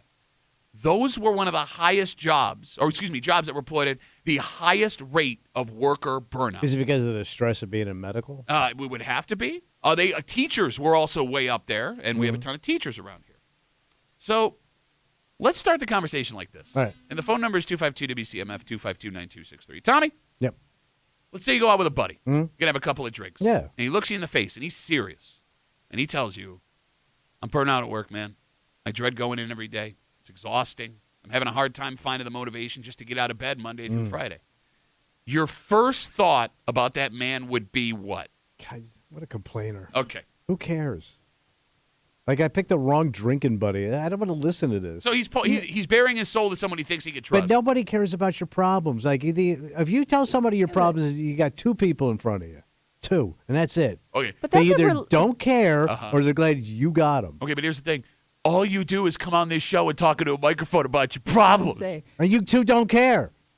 I mean, you're right. It is annoying somebody coming in and just complaining. But at the same time, you would think this is something that everybody can relate to in some way, shape, or form. Like, we've all had jobs where you're burnt out at that job or you don't want to do that job anymore. Like, I would think, like, it's not like it's at least a conversation starter. Apparently not, because again, Kimmy, only 1/2 Americans say that they are burnout at work. And Well, currently, but at some point in your life, I would assume you experienced that. Well, I wonder if there are certain types of personalities that are more apt to be burned out. I mean, hell, maybe there are people listening, Kimmy, that have never had this experience at their job, right? And I think that's what makes this alarming because you should have half of the country, you shouldn't, have half of the country dreading going to their job every day. But at the same time, if the other half of Americans don't understand what that feeling's like, and they're going to look at you and think that you're soft and that this is BS, well, then fewer people are going to say, hey, this is a legitimate problem, which leads to it not getting fixed. Well, what would be the fix, though, if you're burnt out at the job you do? Okay, that's a great question. I mean, that falls on you personally. All right, so they get into the things that contribute most to workplace burnout in this study. The phone number is 252-WCMF, 252-9263. Because if you have an idea, we're open to it. We are here to solve the world's problems. They say that the number one worker burnout cause is what they describe as a tech pivot. Do you understand what that means? No. When you change the technology you use every day and you have to learn something new. Oh, okay. Yeah, that happens here all the time. It sucks. Oh, I'm sorry. Nobody cares. See? Immediately. No, you literally go, nobody cares about your problem. I name the first thing. It sucks. That's a problem for me. It does suck. The second, tough deadlines, which you've never had in your life. What's that? Deadline? Oh. Ever? Oh, you got to show up on time. That's not a deadline. Yes, it is. It's called being at work. It's a deadline. And then the third, unresponsive client or coworker. So tech pivots, tough deadlines, unresponsive clients or coworkers. Kimmy, does that sound right to you? I mean, yeah, it all makes sense. I would think that would obviously, like, the more responsibilities you have, the bigger the workload is Okay. obviously going to affect you, But especially if you didn't have it before and something changed. But you know? again, responsibility is a relative term, right? Because your sister, Well, you're talking about deadlines and stuff. but I mean, Tommy's sister who worked at a gas station, felt all of these things. Oh, yeah. Right? And she believed she was the most important person at Oh, that my gas God. station. Yeah. And she'd tell you about it. too. Okay, so there you go. I mean, to her, she was burnt out at her job. Which But she was all also one of those relative. person that had like 3 jobs that didn't pay her anything, and she was going nowhere. So I think that was a big frustration too. Like if you're busting your ass and you're not getting anywhere, There's no payoff. understood. that's really good. That I think would be the number one thing where I'm running in place and I got nothing. Okay, but if she sat you down and wanted to talk to you about this, don't care. Yeah, we had those conversations Okay. where I didn't care, but it all worked out. There is one thing that doesn't show up in these top 3 that is surprising. Kimmy, what you're I nodding was your head. I was just thinking that, and I would think that not liking your coworkers would lead to that burnout, because I think you could take that job a lot further if you enjoy the people you work with. Okay, that's Your a good crew. point. Yeah. All right. I was thinking boss. The fact that boss doesn't show Oh. up anywhere in the top 3 Yeah. was very surprising to me. Right? Yeah. I mean, are bosses also burn out? Are we at the point where everybody going to work every day is dreading being there and nobody wants to talk about it? I'm being I serious. mean, when it ask could be. It could be. Right? I mean, because like their job is also a job. Yeah. 252 WCMF, almost 1/2 Americans admit they are burnt out at their job. And in this study, they define workplace burnout as state of mental, physical, or emotional exhaustion caused by chronic workplace stress. And I asked Tommy if his buddy sits him down at a bar and tells him, I'm burnt out at work, I don't want to go back in, it's driving me crazy, I don't know what to do. You'd look at that guy as a bitch, Yes. complainer. Yes. Doesn't really matter. I will say too, like the work environment now compared to what it was 20 years ago is way different. Just as far as like what was tolerated, what wasn't tolerated, what you were expected to do, the fact that they can watch your ass now, where 20 years ago, look at my dad's day when he left the office, he was a ghost. Yeah. He could do what he wanted to do. Sure. There weren't so many eyes on you. So you're saying the fact that we're now being held responsible. You're so much more connected to your job. Okay. So like 20 years ago, you went home. Mm-hmm. Now you don't go home. Now your phone's with you, and so the office is in your pocket. Yeah, and you're not wrong about Makes that. sense. So you're constantly on a leash. No, you're right. You're right. And the leash came off at 5 o'clock. And, yeah. You know, the study does make something else we saw like 2 or 3 years ago make a little more sense. For the first time in American history, people said they would rather take less money at a new job for a better work-life balance. You remember having this conversation, and you could not wrap your head around Because I it. always thought, money rules. But like for these people, the salary wasn't worth the stress in their life. And I mean, to your point, there is more stress with today's jobs than there were in past generations. So I understand why you, a guy that's been around for as long as you have, would think money, Yeah. right? You also don't work a very stressful job. Yeah, I keep it that way. And even, I love it. I keep it I that keep way. it that Let me tell you way. what I do. I'm in control. I don't have the skill to do anything else, so therefore I keep it that way. Yes. I am the dumbest man that ever existed. It works for me. It was such We got Facebook messages coming in. You can always get us at WCMF for the Break Room Facebook page. This comes in from John. John, clearly Team Tommy here. If you don't like your job and you burn out, quit and go find another job. And you're going to go find another job and you're going to complain about that because there are 2 types of people. People that complain and people that go do their job, and people that are burnt out at work are just the folks that complain. I mean, those people do exist. You agree with John? I'm not saying it's 100%. Look at you. But they are out Listen there. to you right They now. are out Okay. there, Patrick. All right. If people are afraid to say something, this just gets worse. But I thought, like, right now, with the way they need people, that the average worker was in the driver's seat to go change jobs. I mean, I don't know. Talk to the people. Maybe you're right. I don't know if it's the way it was. Did that change? 3-4 years ago? I mean, look, let's put it this way. You see companies and the federal government trying to bring people back, forcing people back that were working from home.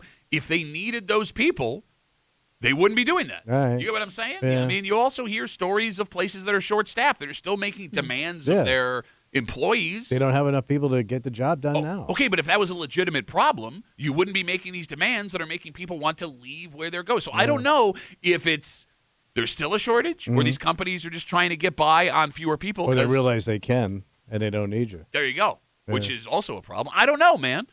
But, like, if this is a legitimate problem, all right, I wonder if the average person feels comfortable going to their boss and saying, look, I'm burnt out right now. I got to do something about this. I need help. I don't know what the boss could tell you. Well, I mean, no, I'm sure there are things that can be done with your job that can make things a little bit easier for you. Is that a bitch move, too? I'd be afraid of how that Means would down the play road. out. Oh, you were scared? Yes. Because I'd rather quit. Oh, no. You'd rather quit than try to find a solution.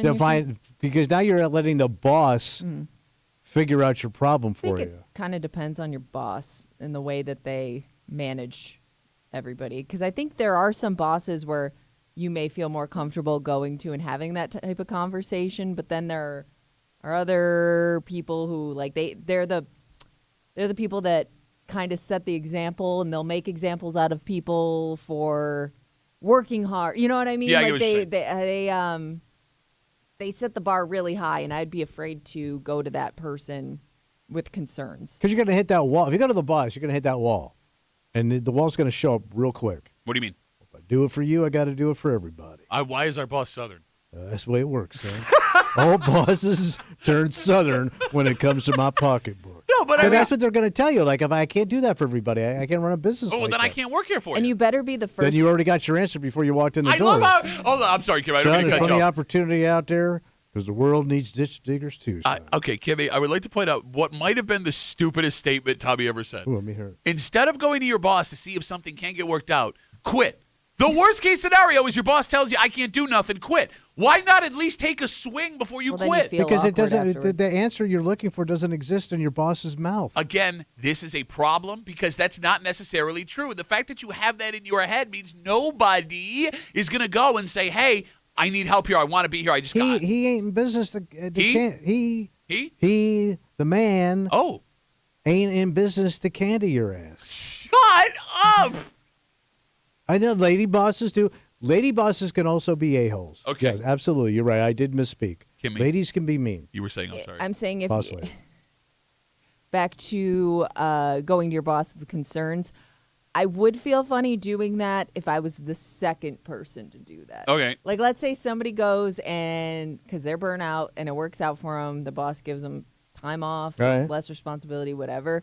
Well, if I saw that like it worked out for that person, I don't want to go and be like the copycat person because I'm afraid they're going to tell me no. Okay, but again, But he can't open up the door. and the worst. Yeah, but now are they going to do it for everybody? Because what if somebody else follows me? I don't know. But you know the- what the boss is going to say? What's that? If I do it for you, son, I got to do it for everybody. But you already did it for them. Well, that's it. Well, that door is closed. Now the horses run. Let's take a break. I mean, look, this guy no longer has a job, and he's going to be looking for a new job. And he is in a way more desperate situation than I think he Why is he assumed would be. desperate? Well, bro, I mean, he wants to keep playing. But he's like done, Yeah, I agree with you, bro. You know how these guys are. They never know when to walk away. apparently. This man was an alpha. He made demands, right? You were going to come and meet with me, and I'll decide if I'm going to come and play for your team. And then if I'm going to play for your team, I want this coach here, I want this player here, I want all my guys. And even after it was going poorly, well, you go get my guy, and I'm going to turn things around for you, right? Right. He dictated the terms, and oh my goodness, how far the mighty have fallen. Because if this report is true, Yeah. and he was doing this in a meeting with the Jets before it all ended, oh, buddy boy. Looks that bad. If he wasn't such a douche, you'd feel bad for him. Ooh. We'll get into it next here in the break room on CMF.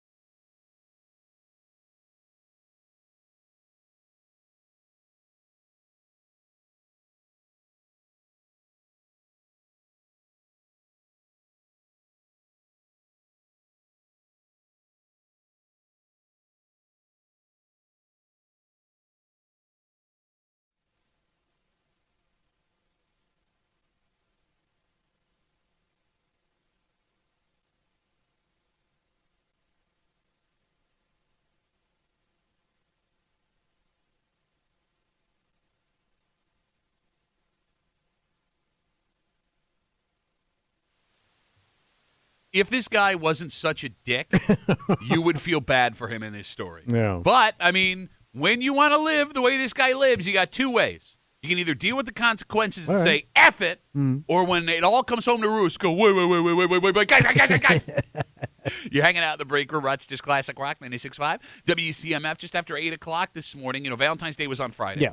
And the annual story we see every year, folks that decide, I want to commit to someone for the rest of my life, and I want to do it today. Okay. And they went on down to this place, and they made it official.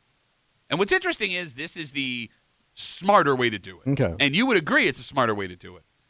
But I also know you. Me? Yeah, you. What I do? Tom Ulay. And you're not alone. Mm. That despite the fact this is a smarter way to do it, still kind of feels busted. A little bit busted. It's fun. I had fun. It was the only fun I had during that whole thing. I don't think we're talking about the same thing.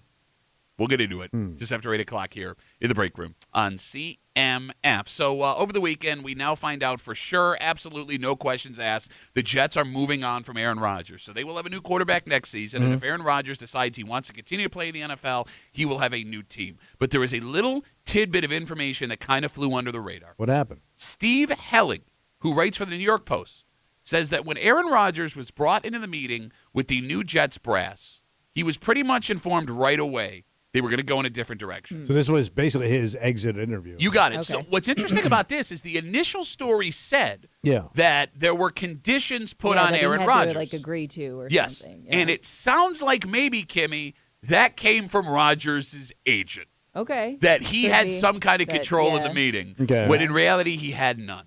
Because according to this writer for the Post, What happened? when Rodgers was told the team was going to go in a different directions, Rodgers, and I quote, pleaded with the new Jets head coach and general manager to keep him on the team next season. So was he physically in the room with them? Or was He this was- like, yes, he so he flew and in sat for this. down face to face. Yes, they and he pleaded for his job. He pleaded with the Jets, I'm quoting, the Jets head coach and general manager to keep him on the team next season. He told the new head coach and GM he just needed a little more time in New York. Okay. And despite his, and again, please, the new regime said no to his Yeah, face. because they've already made up their mind before he walked in the I would room. think. Yes, absolutely. Yeah, I mean, bro, It's there's like not, yeah. there's not much mind to make up. And you'd think his agent would have told him this. I almost think like they thought that they could give him these things to agree to, like thinking he was just going to walk away, and he didn't. And so that's when they probably had to say, yeah, look, we don't want to do this anymore. But that's even if that happened, Kimmy. yeah, I mean, look, I'm,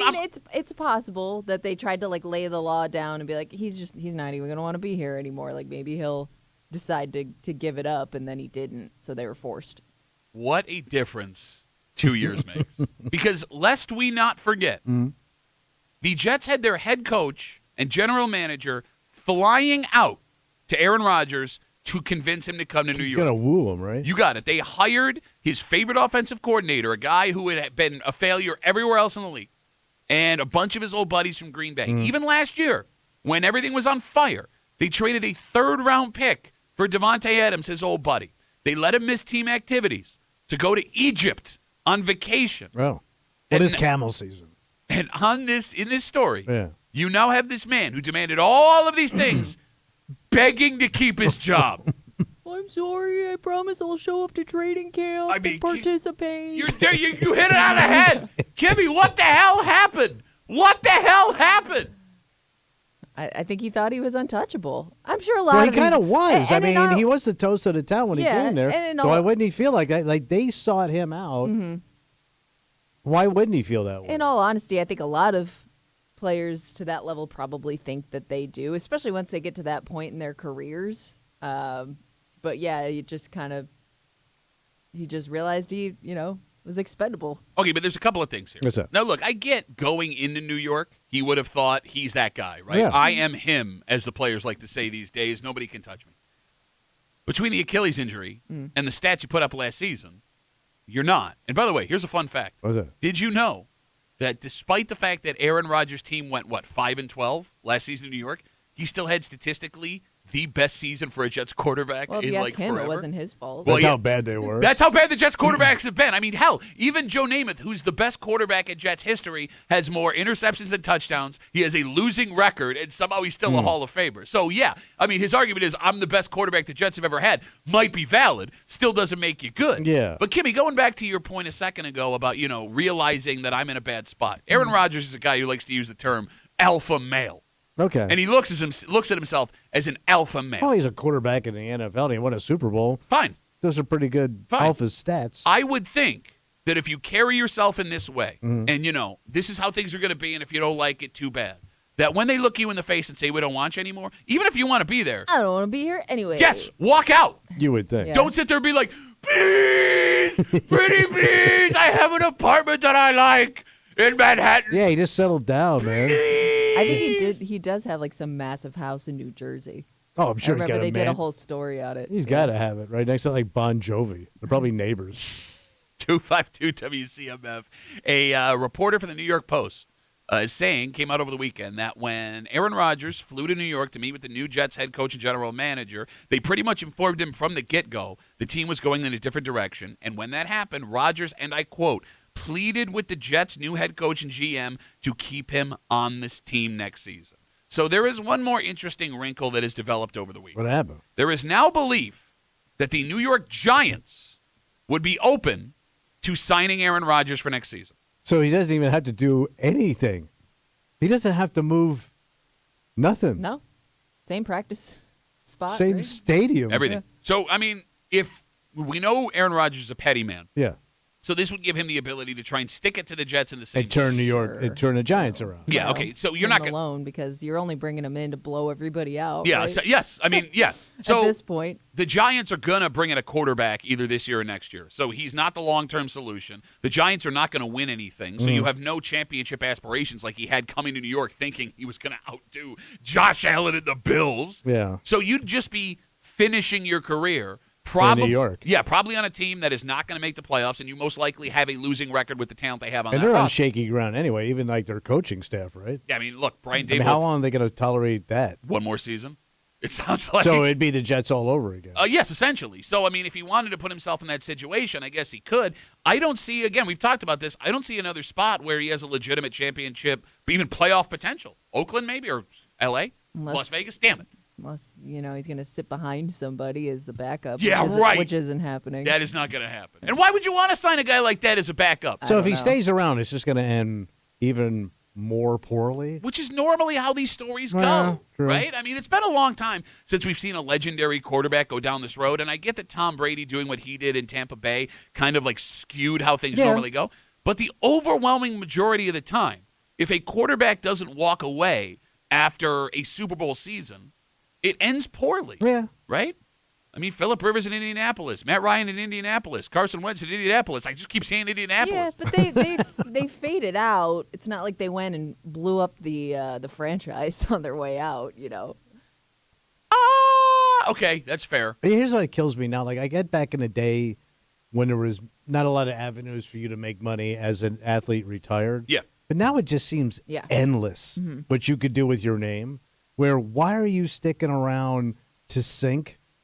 Okay. You know what I mean? Like first of all, you don't need money to begin with. But if you just need the limelight, there's a million ways to do it now. Where guys like Namath, there was few opportunities. Sure, I will say this, and this applies to Travis Kelce too. Over the weekend, the Kansas City Chiefs told Travis Kelce, "You have until March to decide if you're going to play next season." He is I debating. thought Elon retirement. Musk fired him. They told him noon Saturday. I think when it comes to guys like Aaron Rodgers and Travis Kelce and any other professional athlete, Yeah. you're right about the money and you're right about the stature. But I don't know what it feels like to run out of a tunnel in front of 70,000 people that love you. Yeah, I get that. I don't know what it's like to catch a ball across the middle and hear the whole place explode. Yeah. And I think these guys understand that once that's gone, it's never coming back. Yeah. I think it Being is. beloved by an entire fan base I- everywhere you go. I mean, it's that. I think it could just be the energy, the excitement Yeah. of it. I mean, think how many The guys. it's the moment. Yes. I mean, how many guys long for the Friday night lights of high school football, and that is an infinitesimal percentage of Yeah. what these guys get. Yeah, it must be. Because to me, I look at these guys going, man, you can just print money the rest of your life and go live whatever kind of crazy king's ransom you want. But to take it a step further with Aaron Rodgers, I don't know who would hire him as a talking head. But you could do your own. Yeah, he could do his own thing, He's got a fan honestly. base. There's a place for all former athletes. Fair enough. Right. No matter Fair enough. what you And he think. is popular. I mean, he's a name. Like, he's got fans. I mean, he could go make money. Okay, no, you're not wrong. And Travis Kelce, Jesus Christ, that guy could go into TV, movies, wherever he wants. Oh yeah, he's good. Oh, He's he'll good be to on go. TV for Yeah. sure.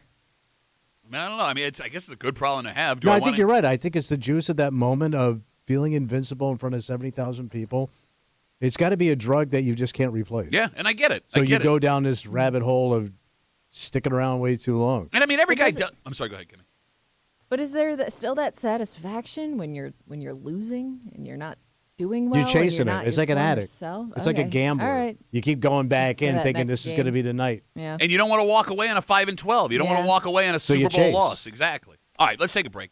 There were folks that were chasing the love of their life. What happened? They locked him down on Friday, Valentine's Day, buddy. Oh, yeah, lockdown day. No more romantic a day to tie the knot. Yeah. And here's the thing, man. If you want to book a wedding venue on Valentine's Day, you're going to pay out the you-know-what. Oh, yeah. So you just do it simply like these people do. And this story shows up every single year on Valentine's Day. And you would agree this is the smarter thing to do. Is it the one I did No, maybe. Yes. Yes. on my first? Yes, you did. Yes, you did do this. However, I also know you. And despite the fact that you would argue people should do this, you're also a judgy little bitch. Yes. And I don't know how guys like you can simultaneously yell, you need to do this, and why did you do this at the same time? And we'll get into it next here in the break room. On CMF!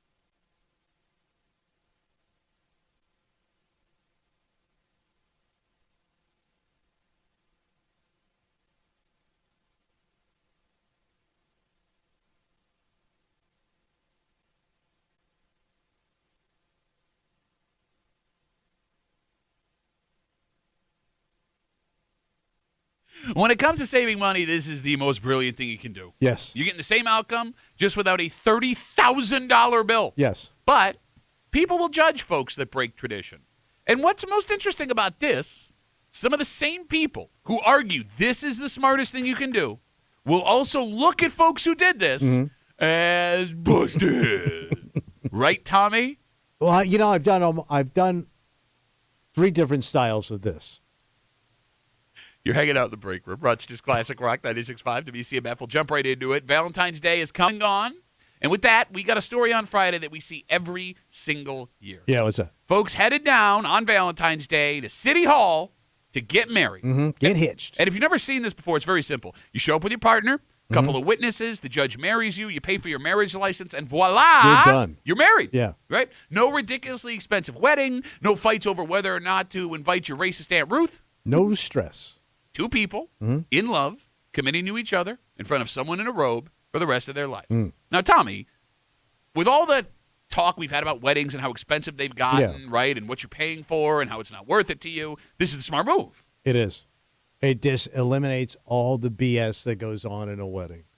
So just financially, right now, the average American wedding costs around $30,000.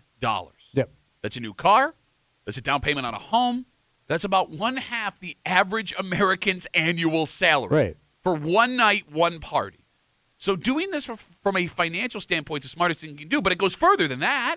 What do you mean? You don't have to worry about guests, what people No. want, dresses. Nobody's pissed off. You're False. not. Yeah, the expectations. He was not listening. Yeah, right. Right.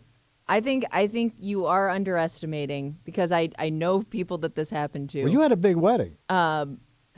Yes, I did. But I do know people that, especially like during and He's after like a the 12-year-old. That's a black dog. No, she did. She had, I always said. that There's was a fire truck. Listen, man, I'm 66 almost. That was the best wedding I've ever been I know to. you always say that, but what the point she's getting at is something else. I was saying, especially you got a great sweatshirt. especially during the pandemic, and a little bit after.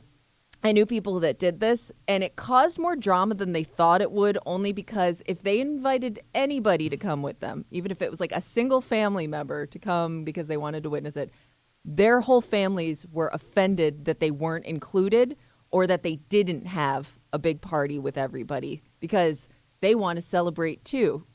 Okay. Or so- like they feel left out because you invited that person to come with you, but not this person. Well, you can always have that after a reception. Okay. If you want to do that, Sure. which I don't get because that's where the money is. Exactly. So, but I mean, look, you're right, Kimmy. You are running a risk in doing this of offending I'm some just saying, people. like, it's not completely free of drama. But but that takes it way down. Sure, I Yeah. agree with you. Compared to Yes, like, 'cause yes. every wedding, there's going to be pissed off people. They don't like this, they don't like that, and you can't stop that. All right, great. So all 3 of us in this room are in agreement that the smarter thing to do is just to go down to the courthouse, get hitched, right? Take care of it that way. And in no way are the people who go down and get married at the courthouse with no party afterwards busted, right, Tommy? Absolutely, Patrick. Well, I mean, What? it depends. It depends on what. I mean, if you're my first marriage, I eloped. We went down to the courthouse, and we didn't even use a. What do you have to have a witness? They give you one. Really? Yeah, they say Free witness and car wash. Yes, no, 2 car washes. So in Florida, there was like no fault. Who cares? Do what you want. And yeah, we didn't bring family. And then we literally got in the car and went to the Keys for a long weekend. Okay, awesome. It was the only high point of that entire marriage, man. So then why, and I know you, why? And the phone number is 252-WCMF, 252-9263. Courthouse wedding, brilliant or busted. Why? Do you argue that you shouldn't spend the money? Do you argue that it's the easiest way to do? You love this idea. Why then do you think at the same time people who do this are busted? I will say we were broke kids Uh-huh. and, young and dumb. I will say, He's fighting himself. depending on the person, I know why you're doing it. What do you mean by that? Like, we know people that would do it because they don't want to deal with the drama. Uh-huh. I get that. But there's also people that are just chins. There's 2 different motivations there. What's wrong with being chins? Oh, you can be chins. No, but you're judging But that just chins. admit it. Just admit But- it. You're chins, and you're not doing it because you don't want to deal with things. You're just cheap. So is chintz and busted two separate things? Oh, according to absolutely. you? Okay. No, not I'm according. if wondering you're like what busted- category that falls in. If you're busted, you're forced to chintz. All right, let me put it But this. if you've got money Forced and to you chintz. cheap, see, if you got money and Yeah. you cheap, you chintz. Born to bust, Right. forced to chintz. Yes. No, bro. No.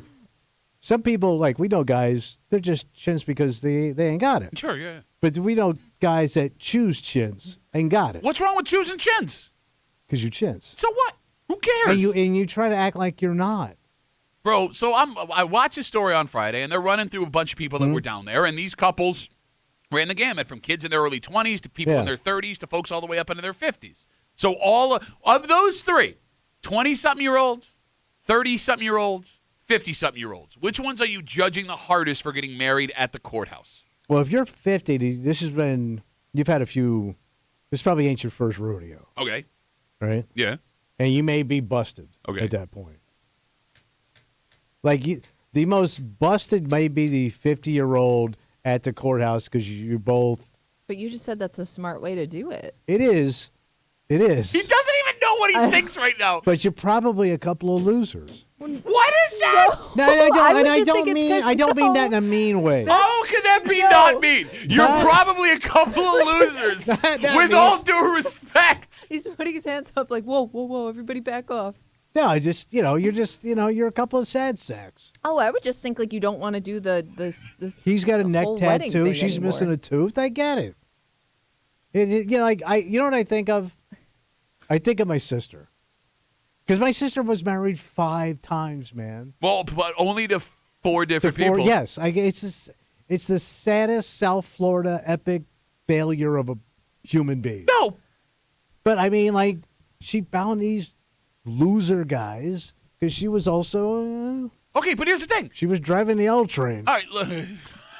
You into Chinstown, driving the L train Driving in it shit. living in Trashacola, Florida. 252 WCMF. Again, as they do every year, there's a bunch of news stories about couples who went down to the courthouse on Friday for Valentine's Day to get married by a judge. Yeah, and yeah. it's the smartest thing you It can is. do. It You're is. saving tens of thousands Bro, of dollars. it's smart money. And then it's smart money. And you sit here and you call them losers. You call them losers. Like, Depending bro, on your age. shut up. You got married by the justice of the peace of the first Mm-hmm. one, right? Then you have the big old Italian blowout wedding for your second Bro. marriage.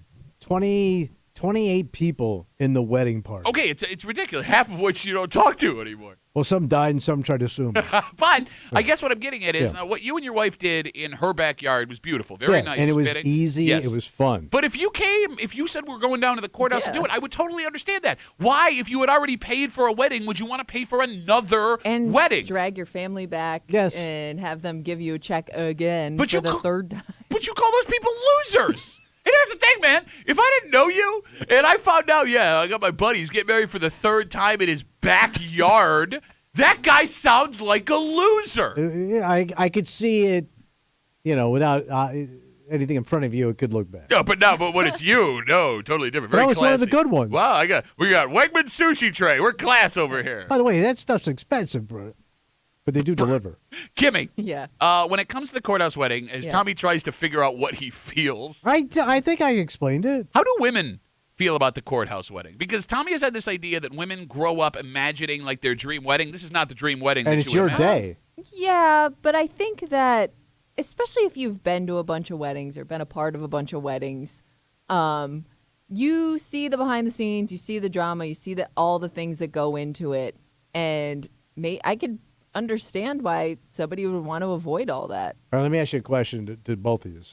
Because because you've both now been married for a while. Yes. Right? And let's say, God forbid, for whatever reason, you end up single again, All right, magic single. Yeah. and you meet somebody else. Yeah. How do you see that wedding playing out in your head? Courthouse. Yeah, it would just Do you want be to think about it for a half a second? I'm going to the courthouse, bro. I But ain't what doing- if you meet the love of your life? they want to have a and- big wedding. And it's like, let's say it's her first wedding, or she didn't get the big wedding in the first Okay, one, right? all right. And now she's got more money and time to think about it. She wants the bigger wedding.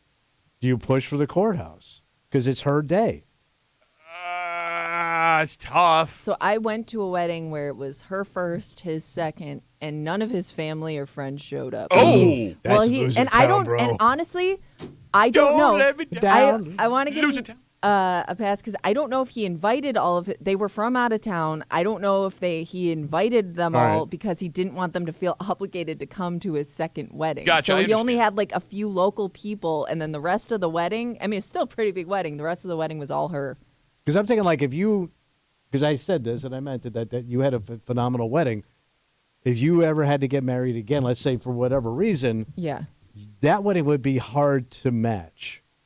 Husband, too. Well, Oh, don't even start with that. Yeah, bro. I don't- I see a wouldn't- missing tooth in her future. No, I but you know what wouldn't- I'm saying? Yeah, I wouldn't do a whole second wedding, like Because know, you'll with never a match it. ceremony and banquet and all that. But that's what sucks is Yeah. she gets to dictate that, right? Yeah, if yeah, you- it's her call. It's not mine. No, it's not. And you're right. And you can push a little bit. Now, here's the thing. I mean, if it's, magically single, Yeah. whatever, right? Like, if it's what she wants, I No, would tragically, if you're not magically single. Well, no, I'm saying in this. Yeah, I don't know. I was Tragically. trying to avoid well, the that came across tragically weird. part. Magically, I'm single. I'm saying in a fantasy world where nothing bad happens, you idiot. Because you That got had a very sad. inexpensive wedding, The first one. right? Right. So I'm saying, so Yeah, in fact, it was so inexpensive. I had this weird 5-foot creep standing in the bushes videotaping me and my pregnant wife while we said I do. Hey, I didn't charge you. It was on a flip cam. God rest that soul. I don't even know where that thing is. Yeah, I don't want to know what else was on that film. Couple of weird trips I took to foreign nations. okay. I don't No. think that came out the way you thought it did. Magically. So the other funny thing about this argument is we talk about getting married at the courthouse, stories on Valentine's Day, people just going down. The folks who are going to judge people getting married at City Hall, which you are doing, also don't want to have to go to their wedding in the first place. Yes. Because, Tommy, you sit here and you judge someone for getting married by a justice of the peace. Yeah. Yet, if that same person decided we're going to have a wedding and they sent you an invitation, you'd be out of your Yes, I mind. would. What is wrong with you? Especially because we've all been to busted ass sad weddings, right? Oh, have Yes. you? Not yours. Oh, I'm really? not telling. Yours was magical. Tragical. No, but I've been to a few. Okay, what's sad? Well, you explained my your s- sisters. My sisters, I've already told you weddings. about. Well, I also went to a couple of the ones that were just like it was just rough, man. Okay. You know what I mean? Rough people, rough food, rough booze. You're such a bitch. You are such a bitch. And like the chick had on not a wedding dress, but like close enough. That's what my wife wore to our first wedding. No, she had a wedding. No, she she had a got wedding it at New York and Company for $100. dress. No, but it was a wedding dress. I've seen. It was chicks not that- a wedding dress. It was not a wedding dress. It looked like one. It was a. She looked formal. magical. You know how hard it is to find a maternity wedding dress? Well, you had a unique 8 situation. months in. No, not for Catholics. It's not. It was a very common situation. We got it in under the gun so I can get into heaven. What I'm telling you is, stop talking because you're describing my wedding, and my wife was, I'm sure, listening. No, she was. Her wedding was one of the good ones. Oh, was it really? Yeah. I'm sorry. You were saying. Go on. Keep going. No, but I went to a couple of weddings where it was like, it was just sad Yeah. because they didn't have the money, and it was just like they were just trying to make do. And it Yeah. was just, Sometimes you don't have a choice, man. Sometimes you got a baby coming in 3 weeks. yeah, no. And But I would think, like, as long as everybody there's having a good time, it's not sad, no matter what the budget is. Like, I think you are right about that. because, like, I've been to some really expensive weddings where crap hit the fan and nobody Yeah. was having a good time after that, and I would call that wedding a sad wedding. I will say that the reception at the sad wedding was a party. It was a big, fun, ugly party. Does that make sense? It was ugly people having a good time. Okay. You know what I'm saying? It was Yeah, like it was like sure. Fudley No. Town.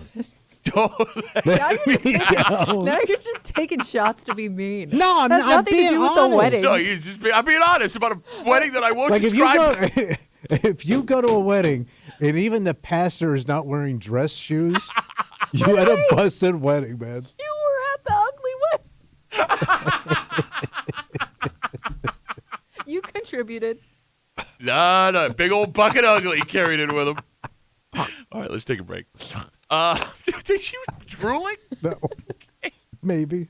If you're looking for a job, I got great news. Oh, good. There is a place that is known for taking care of their employees that is hiring, and it's all because of expansion. Not only that, they are a historical piece of Rochester. Oh, wow. You get to be a part of that. And I would argue, Kimmy, this is a fantasy place to work no matter what Yeah. job you have. I think Wow. so. Because there are some jobs that you've always wanted as a kid. Yeah. But it's not so much about what you do. It's just being inside of this place. And that's what I want you to think about All right. as we take a quick break. The place you could work Yeah. where no matter what job you have, You just you'll happy do to be it. there. I just want to be there. I just want to be a part of it. All right, part of the team. We'll get into it next here in the break room on CMF.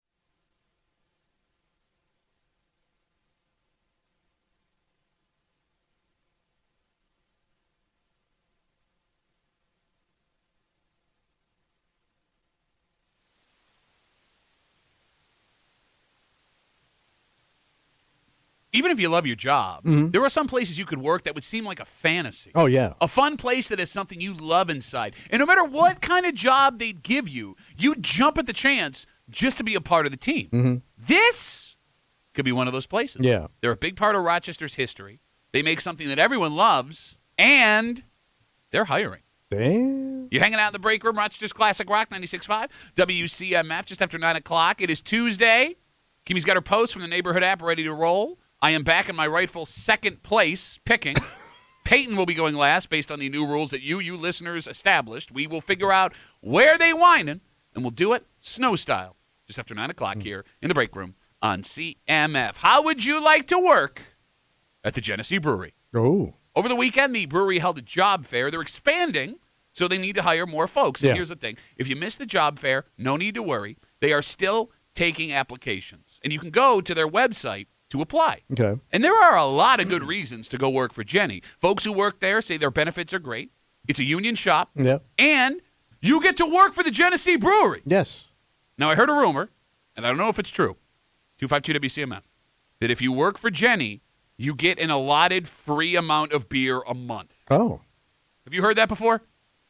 I thought I had never heard that until the last time we talked about Jenny in some way, and somebody called and said, "Yeah, I used to get a case of beer a month." Was it a case of beer per month? Oh, man.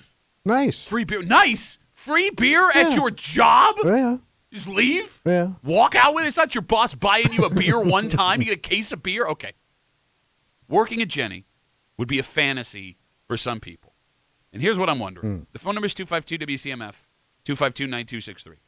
Is there a place you would be so excited to go and work, no matter what job they offered you, you'd take it? Yeah, like a no matter what. Yes. Lowest end job. You got it. Ultimate fantasy workplace, but there are no conditions. Whatever they offer, you are happy. That's your job. Yeah, to just be a part of the team. I don't care what I'm doing. I just want to be a part of the team. Do you have a place in your head you would take that gig? I guess it would have to be. I enjoy my alcohol, Okay. so it'd have to be alcohol related to that extent. Okay. So Like I'm sorry, go ahead. Like, let's say they said, we're going to fly you. I like Jameson whiskey. Sure. It's a great Irish whiskey. Yep. You can go work at the main plant in Ireland All right, so you're going to work for a year. All right, you're going to work as because it's got to be something you can actually do. It's a low level job. All right, so they're going to have you being the guy that puts the stickers on the bottles. I get to be sticker guy. You get to be sticker guy. I was going way lower. What were you thinking? Like, clean that up. Okay. Oh, janitor. You would work for a year as the janitor at the Jameson Brewery. I hear you get a case of liquor every month. Well, yeah, I think that's just Ireland, period. The Yeah. government gives you a But case. it'd be like a foreign country that looks like it's fun. Okay. It looks like it's pretty cool. Okay. It's like to go live in Ireland, work at a whiskey plant for a year. Okay. That I would take that job. All right, so no questions asked, whatever. We have a job for you, whatever Well, it is. you said you'll take it. you said I could put the label on. Well, I mean, I don't know. Is label that, guy's pretty good. is that a skilled job, being No, label man, guy? it's gotta be tight. Oh, yeah, you couldn't do that. Yes, I could. No, you don't have the dexterity in your fingers to pull that Oh, off. I got dexterity in them fingers, son. I was labeling up last night. Yeah? Oh yeah. Where's that? Oh, your mama, Jameson it up good. Kimmy, 252 WCMF. Do you have a place of business that no matter the job they offered you, lowest level, whatever it could be, you would immediately Stop doing that. take the job just to be a part of that team?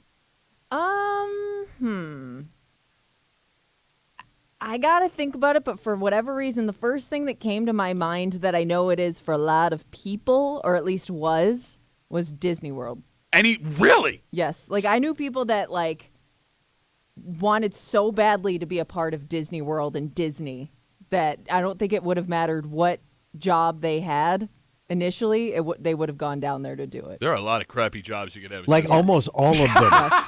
Like the fun is on the other side. Well, I think man. everybody thinks eventually they'll be the job that they want. Okay. All right. Just to get their foot in the door. I mean, it wasn't all that long ago. I don't know if that it's still that way, but I do remember a lot of people like just dying to work at Disney World. It was only recently, and I'm not making this up, that if you worked at Disney World, you had to share underwear. There was community underwear that you had to put on when you went. Google it if you Why? don't believe me. Because Okay. it was part of the costumes that everyone had to wear. Oh. And I don't think it was just like Man, how costume nasty is- characters. Man, in the South. No yeah, way. Nice. You can Google it if you want. It Man, was- those are some swamp britches. So can I tell you a quick side story before we get back to this? Because I see you guys on hold. I want to get to you.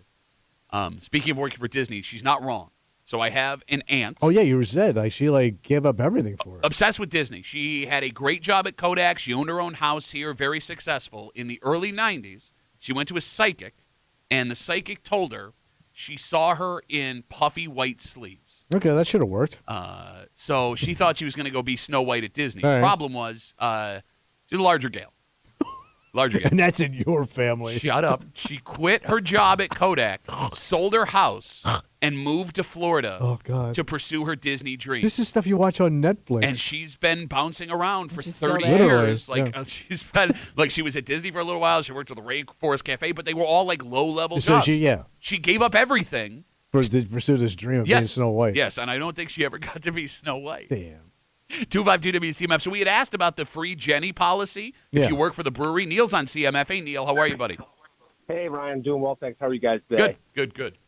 So my uncles and my father's the youngest of four. All four of them worked at Genesee Brewery in the late 60s, early 70s. And it's a funny story. My father tells it the best. But when he found out, they were negotiating for their salary, and they offered him like $310 a week plus a Jenny 30 rack of Jenny a week. And when he found out that his older brothers, all three of them, were at like $420 a week and 3 cases of Jenny, he went back and negotiated, and all they did was toss him more free beer.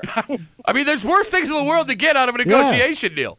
When you're sick. And the biggest perk they used to say was that everyone got to drink on the job. Now, don't quote me on that because this is late 60s, early 70s, but you'd be there in the bottling center or in the operations center, and everyone would just have a pint near them nearby. I'm going to guess in today's environment with OSHA, you're not allowed to drink while No. working on factory No. equipment. No, But that's just a guess. Yeah. No, but as far as it goes, where I would work, if you could get me on the sidelines to any and every Bills game, whether home or away or both, Okay. I'm there. So you would have Yeah, bet you'd be like the scout runner because like we have a little experience like talking to some of these people that do it. Some of those jobs are thankless. You get screamed at by folks that make 10 times, 20, 30 times your salary. You're standing out in the Yeah. cold and the rain. You wouldn't have any problem with that, Neil. No, and I wouldn't have to pay the PSL that they're asking for. You know all about that. Good point, Neil. Thanks for the call, buddy. Have a good rest of the day. Yeah, I would think sports would be a big one. I mean, that's for me. My dream job would be Sideline. Well, no, I don't even want that. I want to be equipment guy. Yeah. Why do you want stank ass equipment? Well, no, 'cause I'm a Jersey nerd. Like, you get to be part of like the process. Oh, I thought you were in it for the smell. Why would you want to touch everybody's nasty ass stuff? I get you're the guy with the jerseys and all the equipment. Like, if I could be an equipment guy for a hockey team, like and it's Oh my God, the worst smell of smells. Hey man, I'm used to it, man.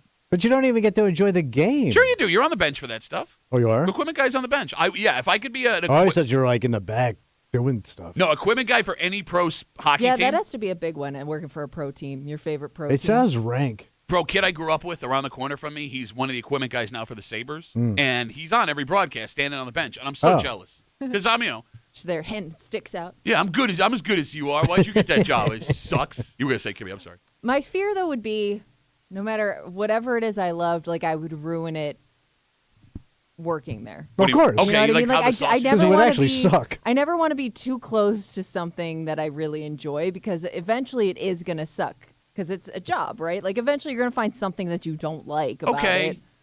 You're right, but there are some things that are just so amazing to be a part Yeah. of that even like the bad days, you get to stand there and be like, well, I am inside the castle that I've always wanted to Yeah. be in. You know what I mean? 252 WCMF. We're talking about how the Genesee Brewery, they are hiring, they are expanding, and they're looking for folks. Union shop, great benefits, rumors that you get free beer every month. And we're talking about the place you just want to be a part of the team. I don't care what I am doing. I just want to work here. Bob writes, I've always wanted to be a bartender at a dive bar. I know it's really hard work. For the fights? I'm too old to have the experience now, but I think I'd be good at it. I work hard, and I'm good at talking to people. It is funny how dive bars are always thought of as this romantic place. And you and I have been to dive bars and had to work dive bars. They are by far the most depressing places to actually work. There's a reason why they're dive bars. Yeah. Yeah. Like, I don't know. It must be because of TV. Let's cheers. Cheers, yeah. Which wasn't a dive bar, No, it really. wasn't. It was a pretty nice bar in Very downtown nice. Boston. Well, yeah, You they had you all probably those. paid $30 to park there. But here's the thing. Yeah. To your point, Bob's Fantasy is the whole reason why a bunch of buddies go in and buy bars they shouldn't, Yeah. right? Mm-hmm. Like, thank God for the rise of the home bar where you could just pretend. You have a dive bar in your basement. Exactly. Like, now I'll pour you a beer from a buddy. Check me out. Here you go. You made me think of when the PGA came here and everybody signed up to volunteer and they had to pay to volunteer. Yeah, $250 just to be near the PGA. I mean, but that's a great example of it, right? You do feel like you're living a lifelong dream. Yeah. And by the way, there were You're folks up close. There were folks that paid $250 that didn't get to see anyone swing a club Right. all weekend. You would have to have a ton of balls to make that change, thinking it would make you happier. Oh, to yeah. Kimmy's point. But here's the thing. The tough part about these fantasy jobs, whether it's something like you going and being the janitor at the Jameson factory Mm-hmm. or me being, the fourth equipment guy for the Buffalo Sabres or the Amerks or whatever, it's not going to be close most of the time to any of the money you're making now. No. Right? Like if you want to be an usher for the Red Wings, that ain't paying your mortgage. You're gonna pay to do that job. Exactly. It's gonna cost you. You want to be a golf ranger. You're not putting your kids through college. Like these fantasy jobs are more retirement jobs, Yeah. right? That's why you see old farts like me doing them. Exactly. But that's what makes the Jenny openings great is like this could actually pay all of your bills Yeah. and you might get free beer at the end. Yeah. Let's talk to Craig, 252 WCMF. Hey, Craig, how are you, buddy? I'm doing well. How you doing, bud? Good, man. What's up? Well, yeah, I worked at a Genesee brewery, okay, and they suck. So things didn't go well for you, Craig. Okay. So I also worked as an equipment manager. I was at Locker Room Sports for years, Okay. and yeah, you don't want to do that job. So you don't do any job. Everything sucks, Craig. You don't want it. That's a nasty, nasty job. I bro. understand. I have a lot of friends who do it. I get that there is a negative side to it, but I do have a passion for sports equipment. What can I say? I understand that. So do I. I also do. But, yeah, I mean, sharpening skates and people bringing their nasty, sweaty, and the guys that don't wear socks, yeah. So, we had a girl on Team USA. Well, I was at Locker Room Sports, and she would come in and get her skate sharpened. And my buddy, I'm just going to say S. No, I don't want to know. I don't want to know. Nope. This is going Tommy's way. Nope. Don't drag me into Craig, this. Craig, I'm hanging up the phone now. Bye, Craig, bye, Craig. Craig. I don't want to know. Bye, Craig. I was going to ask what he does now, but I don't think I want to know the answer to that either. Whatever it is, it sucks, I'm sure. He's probably a mayor of a small town. Or a judge. Okay, quick sidebar. What? While we're here talking about, so he mentions he worked at Locker Room Sports Yeah, on yeah. Ridge Road in Greece. If you play hockey, Very popular spot growing up. so they outfitted my old man. They outfitted me. They outfit my daughter now. Like they've been Yeah. around forever. One of the best places you can go to buy your hockey equipment. They're so good, in fact, that they have put, and I'm not exaggerating, like 15 to 20 people in legitimate pro sports equipment jobs. That started out there. Yeah, started at Oh. Locker Room Sports. Like the guy I talked to, Benny, he works for the Sabres. Yeah. Started at Locker Room Sports. I got 3 buddies that work on like the West Coast for professional hockey teams, some in the NHL. Yeah. Started at Locker Room Sports. There's a bunch of guys that work as college equipment managers, have been doing it for decades, work at Locker Room Sports. It's the weirdest thing. Like they should do a documentary about this, how all Leave of Craig out of it, though. Yeah, Craig does. Yeah, Craig's No, out. that's the one guy. I want to finish the story without me being dragged into it. No, but like Graham, the guy who owns Locker Room Sports, like I don't know what touch this guy has, but everyone that walks through that Got a program, system. But they get a career out of Yeah. it. It was like it's like insane. I should have. Why I didn't go work there as a kid? I would be hanging out with you losers. I'd be in the NHL right now. Look at that, getting smelling jocks. free shirts. Danny writes us. We were talking about the I just want to be a part of it job. Yeah. Danny writes, I've always wanted to be a police officer, but in like a small town. I want to be the friendly police officer who gets to wear the uniform but doesn't have to be aggressive. Okay. So he wants to be, Sits on the corner, Mayberry. Yes, that's exact- eating donuts. Yeah. yeah. Small town cop. That's called just being a guy. Yeah, and small towns ain't what they used to be. Oh, Oh don't be my that God. guy, you old man bitch. Well, I know. I think he's thinking like Andy Griffith. We got a problem down at the fishing hole. 2 fellas are fighting over the same bass. Small towns were never like that. No, but that's what he thinks. I A small. know. It's one thing to say that's not what a small town is. It's another thing. Not my America. When I was a kid, when small towns were actually small No, towns. listen. Small towns got a lot more going on now. They got sushi bars and meth. That's not what I'm saying. Don't get those two mixed up, by the way. Be eating sushi for 9 hours wide awake. All right, let's take a break. All right. So here's the thing. Go ahead. I'm not here to argue that withdrawing from this, something we're all mostly addicted to, Yeah. wouldn't be hard. But we do have this tendency, Tommy, to exaggerate. Okay. We also have a tendency to say, well, the reason I can't do this is because X, Y, Z. And when you try to compare the addiction of this to what is the most difficult, it seems, addiction to kick, period, Okay. sounds kind of dumb That is tough. and a little bit disrespectful. All right. And we'll get into it next here in the break room. Let's see about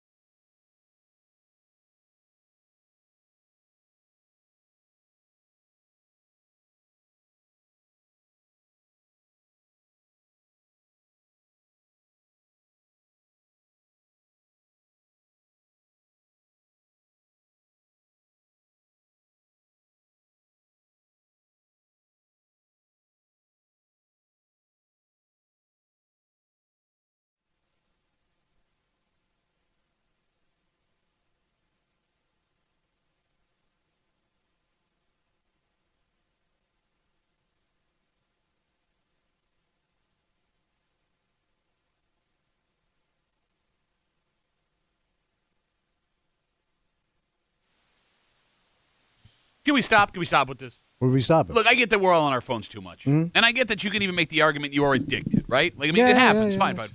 But the headline of this article is absolutely ridiculous. And if you believe this, you might be dumb. Oh. You're hanging out in the break room, Rochester's Classic Rock, 96.5, WCMF, just after 9 o'clock. It's Tuesday. It's about that time, buddy. Oh, yeah. Where They Whining coming up just a couple of minutes here in the break room on CMF. I'm going to read you the headline of an article this week. You ready? What they write? Technology addicts suffer the same withdrawal symptoms as heroin addicts, a therapist finds. Oh, yeah. I can see that.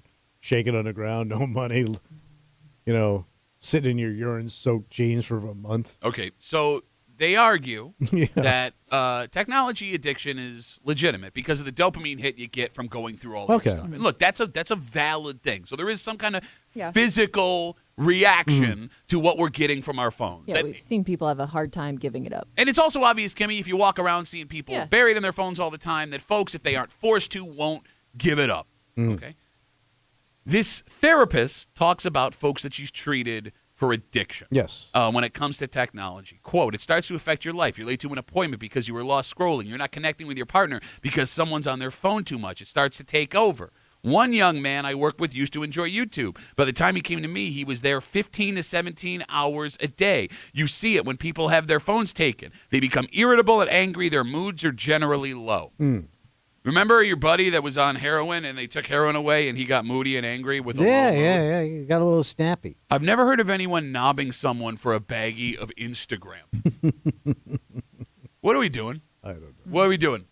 Because I can't imagine. I guess, like, let's say if there was a 50% chance that every time you use your phone, you could die. Great point. Right? Yeah. Like you could OD on your phone. Yep. Like you just dropped dead. Then you'd have an argument. Sure. Phone's a bad habit. Yeah.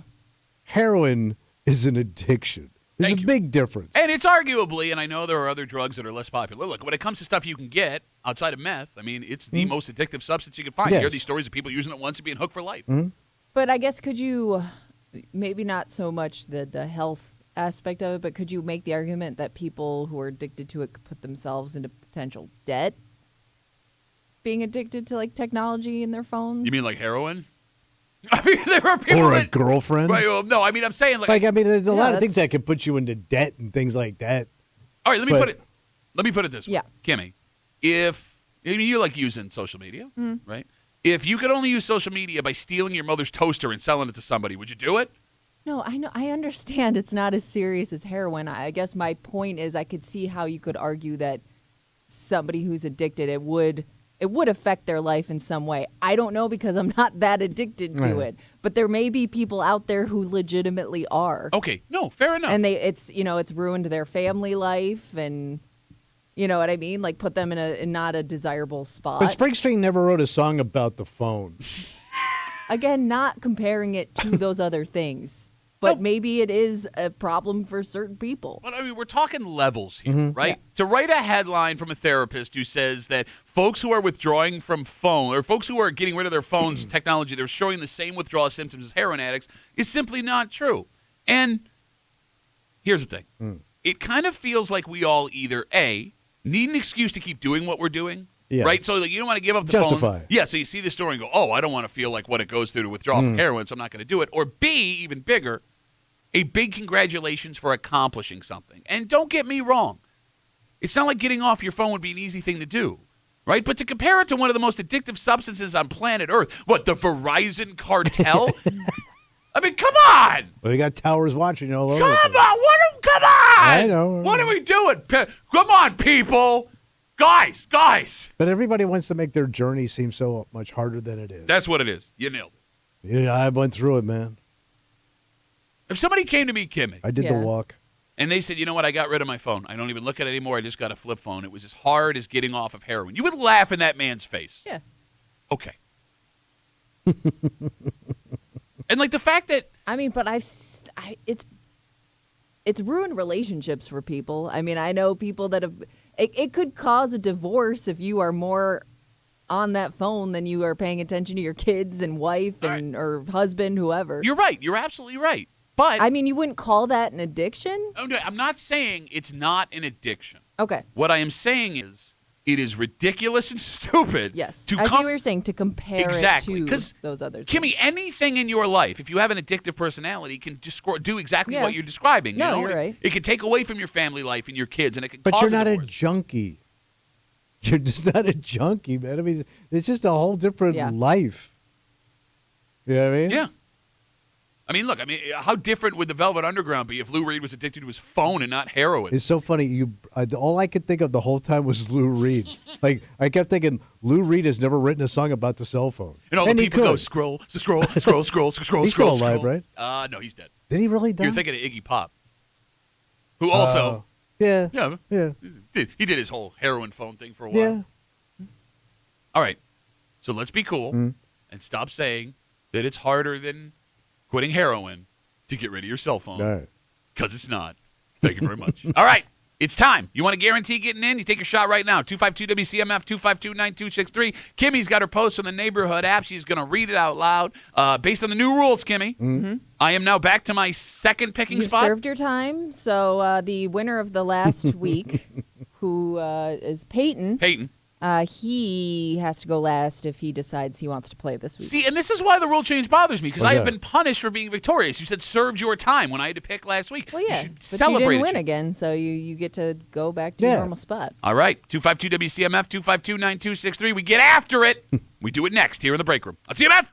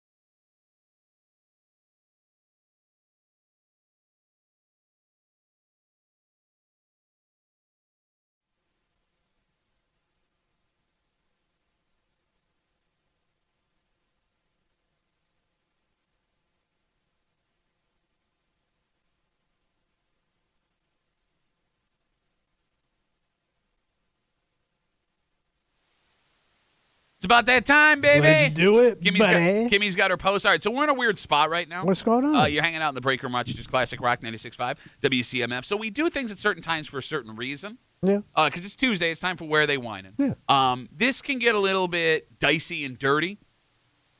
Oh. You know what I'm saying? Just how everyone goes off on each other. Everybody hates People each other. get mean. It's the worst thing that ever happened to mankind, and it's everyone's favorite segment. But the kids are on February break this week. Oh, yes. And it's a snowstorm. So it means one of three things. One, we may have some of our regulars not a part of this because, they could be off or on vacation or whatever. Tending to family. Two, there's a pretty good chance that there are younger ears listening because this is about the time everyone gets up and goes off to whatever activity they're going to do all day. And three, keeping in mind that we may have new people, there are folks that could not understand this game, much like when we do it Thursdays at 9 o'clock and it becomes a disaster. All three of those things have to be factored in as we get to a very complicated Where They Whining today. The phone number is 252-WCMF, 252-9263. Last week we had the new rule that the champion from the week before goes last. As voted on by you. Okay, so that means I am back in my 2 slot. And last week's winner, Peyton. he will be, if he calls, If he wants to play today, he will have to go last. back end Peyton is what they call him. Pretty good name. Yeah, it is. All right, with all that being said, are you ready, Tommy? I'm ready, buddy. Kimmy, are you ready? Yep. Let's do this thing.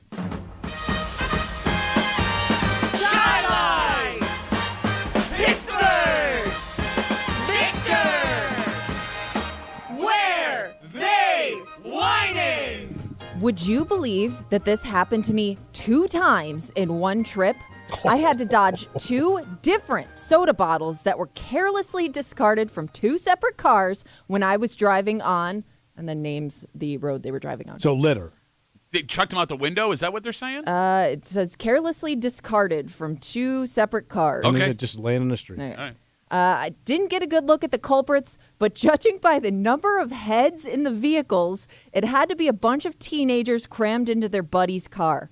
Again, this happened 2 separate times to me within an hour span. One 2-liter bottle that was thrown out of the first car. 2-liter? One 2-liter bottle that was thrown out of the first car window was still a quarter full of cola. They called it cola, by the way. That might be a clue. All right. That's wasteful on so many levels. This was not only dangerous, but could have done some serious damage to someone's vehicle if it had made direct contact. I was lucky enough to dodge it. The person behind me, not so much. As for the second car that did this, I called in their license plate number, but they probably won't face any penalties. We all know how that goes. SMH. I thought these kids... SMH. Shake my head. Shake my God, head. you're so Shake old. That's my like head. 20 years old. I didn't know what it meant. I all right, I got it. Don't know what that means, SMH. I thought these kids, or I thought kids these days were supposed to be more environmentally friendly, not these punks. I blame the parents. They probably do the same thing. I mean, I don't disagree with that. You only chuck things out the window if your parents chuck things out the window. Yeah. End of post. Okay, thank you. I'm sorry. Phone number is 252-WCMF, 252-9263. There's a lot going on There here, is, man. but there's a lot, but it's all in one area. What? It's Yeah, a lot. yeah. Okay, go ahead. All right, so you got car full of teens, Yes. according to him. Well, what this person thinks What is he a car full. perceives. I don't know if it's been By the way, you confirmed. keep saying him. I hear a woman in this post, but that's a whole Okay, other discussion. you're absolutely right. But you don't see car full of teens on the east side. Yes, you do. They all, according to you, they all mommy and daddy. They all Yeah, got their they own take car. mommy and daddy's Mercedes and they they don't pile in need that. they don't need that. Bro, so what? this has got busted ass teen, and where else are they?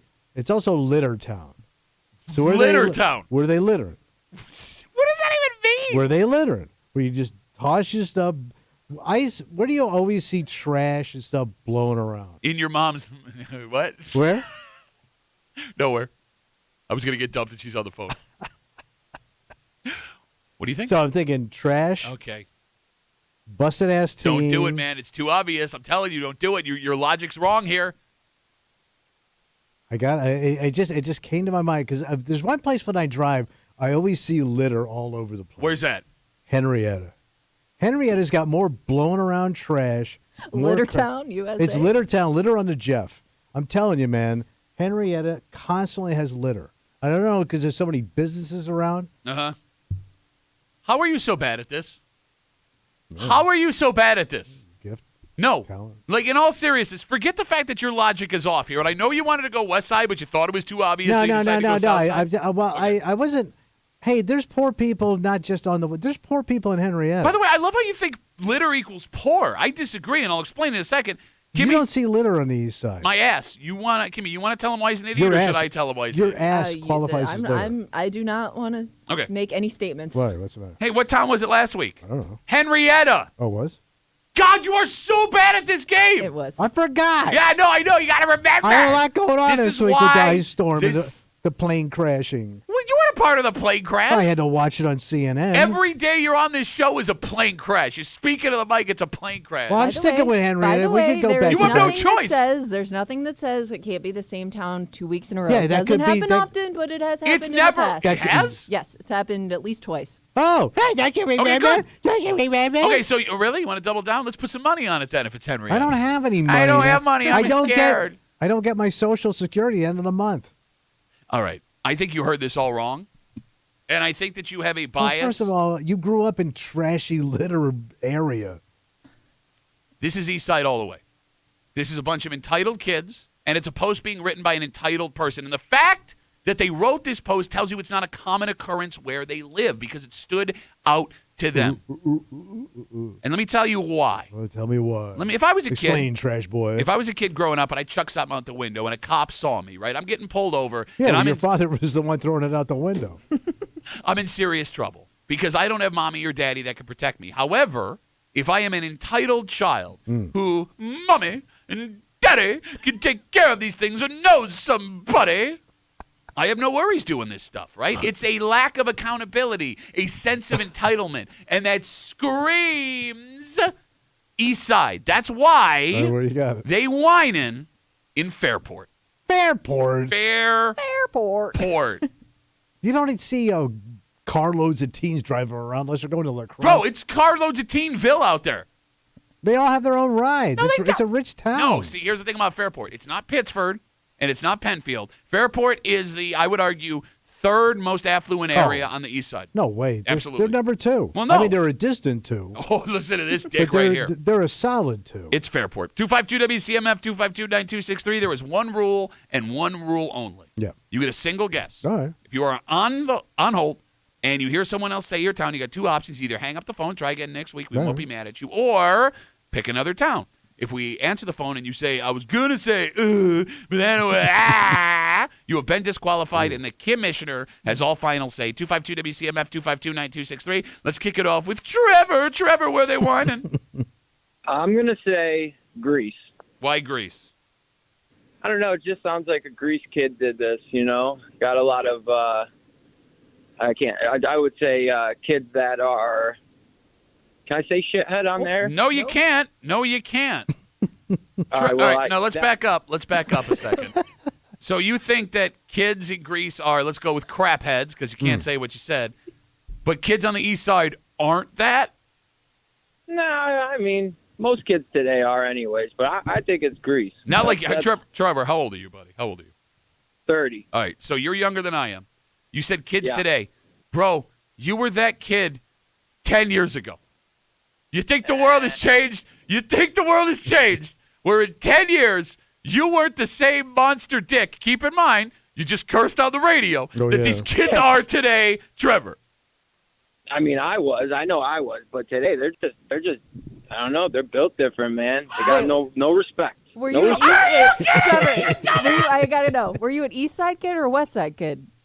I'm not even from Rochester originally. Where are you from? But So how do you know it's changed? I'm from Syracuse. Oh, that's what I know. It's different out that way. The kids today are built differently, not like Trevor and his respectful buddies back in the day. They came up tough. Trevor, great call, man. I really appreciate it.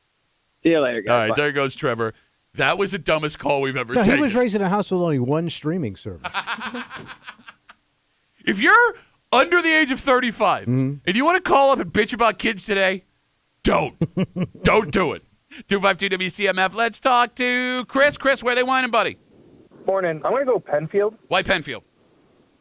I don't know. Something just sounds Penfield. It ain't no east side. Oh, this is East Side all day. It is all day. Y'all East don't Side. drive around on the east side. Sure, I do. You don't drive Yeah, around in I guess Henry. By the way, my ass. Sorry, I go down to Jeff. That's all. That's the only place you go. And of course, there's going to be litter on the Jeff. There's garbage cans everywhere. I've never seen anybody chuck anything out a window in Henrietta, and I live there, man. But you live out in the sticks. I'm in Henrietta all over the place. Chris, why Penfield? I'm sorry. You said it feels east side to you? Yeah, it just feels east side to me. Yeah, And Daddy. don't argue with Tommy. He hasn't won in like over a year. I don't even know why you're even arguing with him. Ooh, in your stupid, ugly, non-winning face. You ain't winning today. Who's this kid? Chris. Chris. Way to go. I thought it was Trevor still. SMH. He does kind of sound like Trevor, but a smarter Trevor. Yeah. A more Is there modern, a smarter Trevor? cooler Trevor. Your Chris, ass ain't winning, so just don't even listen. all right, real quick. Chris, what town did you grow up in? Grease. Okay. Oh, this is a revenge call. He's a West Side Chris. Chris, thanks for the call, buddy. We got you for Penfield. 252-WCMF, 252-9263. Let's go with our dream gal that every man fantasizes about as soon as they hear her voice here on Where They Whining. Alex is on CMF. Alex, where they whining? Oh, man. Okay, well, I take back what I said. You ruined it.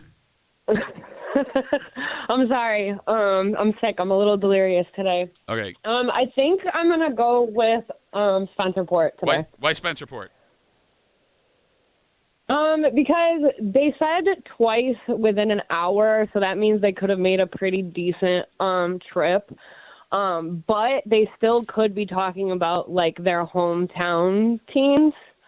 And plus, I mean, the age-old all kids in Spencerport are douchebags. So okay, hold on. Again, I don't want you to put words. Money on that one. I don't want you to put some words in my mouth because Alex. Well, we met Alex for the first time when we discovered she was from Spencerport, and I have a theory, Kimmy. What's that? That eventually all people in Spencerport, you grow up and you become good people, but while you are teenagers, you're the biggest dicks of all time. Every single one of them. It's like a mandatory part of living in Spencerport as a teenager. Alex took offense to that, and then as we talked to Alex, we realized, Alex, you were that dick douche back in the day. Yeah. I wouldn't say all that, but okay. We're going to go with it, Alex. All right, so you're going with your hometown of Spencerport today. Yeah. Okay, great. Fantastic talk, Alex. Whatever you're on to feel better, I would find something else because you seem a little loopy. Thanks, guys. Okay, bye, Alex. Wow. Maybe a delay going on there? Yeah. In her head. 252 WCMF. All right, Kimmy, can we get a reread for the folks that are just joining us? Thank you. Would you believe that this happened to me 2 times in one trip? I had to dodge 2 different soda bottles that were carelessly discarded from 2 separate cars when I was driving on, and then names a road. Didn't get a good look at the culprits, but judging by the number of heads in the vehicles, it had to be a bunch of teenagers crammed into their buddy's car. Again, this happened 2 separate times to me within about an hour span. 1 2-liter bottle that was thrown out of the first car window was still a quarter full of cola. That's wasteful on so many levels. This was not only dangerous, but could have done some serious damage to someone's vehicle if it had made direct contact.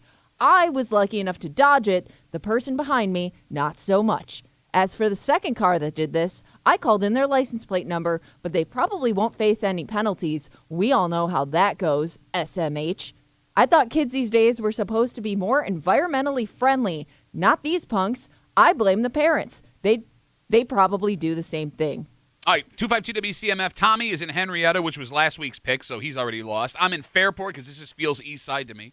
Trevor picked Greece because despite the fact that he's 30, kids these days are built different as opposed to the decade ago he was one of them dicks. Chris is in Penfield. Chris is actually from Greece. Feels like this was a revenge call towards Trevor. Alex is in Spencerport, and she's all looped up on something. We don't know what's going on. Can before we go back to the phones, 252 WCMF, can I say, what did this person expect the cops to do when he or she called the cops and said, somebody threw a soda out the window, here's their license plate? Track them down. Okay. And charge them the $500 ticket for littering. Okay. Folks are like, we see all the stories all the time about how folks are like nervous about violence and stuff like that. Yeah. You really want the cops chasing down kids that threw a 2-liter soda bottle out the window? We got to stop No, this, I'm Pat. just saying, man. Like, you can't have it both ways. Bottles are flying around. I'm afraid I'm going to get shot every time I leave the house. Also, get those kids throwing soda. 252 WCMF, let's talk to Barber. Barber, where they whining, buddy? I'm going to go with Victor. Why Victor? It probably sounds like punks coming and going to Eastview Mall. Okay, here's the problem with that pick, Barber. I think Victor's too small for this story to work out the way that Too rich. What? You get over it. It's rich kids. These are spoiled kids. No, but they're not kids from Victor. They're coming from somewhere else, but they're Oh, going they're to passing Eastview Mall. through. Listen to this idiot talk. Oh, I didn't think about passing through. Passing through punks. Drive by Pumpkin on the 96. I'm done today. I don't want to do this anymore. Pumpkin on the 96. I don't know, because you also, Barbara, seem like a guy who would say the word pumpkin as punkin, so I don't even know what you're trying to say. Chucking. They were chucking stuff. All right, And Barbara. they're punking, too. Punkin, chunkin, 96ing. Barbara, we got Jet you. assing. Victor, thank you for the call. 252 WCMF. Let's talk to Steve. Steve, where are they whining, buddy?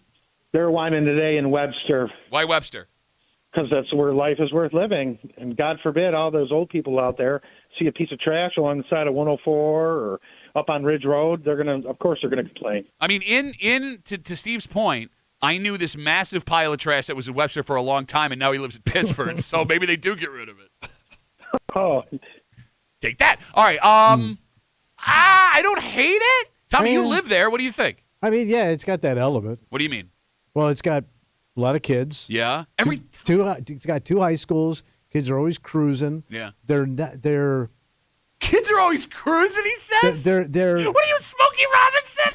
Cruising, chucking soda out the window. I mean, they have enough income to afford a car, but they got to put 4 kids in it to make it work. Bro, they're not going to work. They're hanging out with their buddies. To make it work. Oh, my God. To make it work. Steve. I think economically they could qualify. Steve, thanks for the call, buddy. Have a good rest Yes, of the sir. day. All right, there goes Steve. Webster's got a lot of middle busted.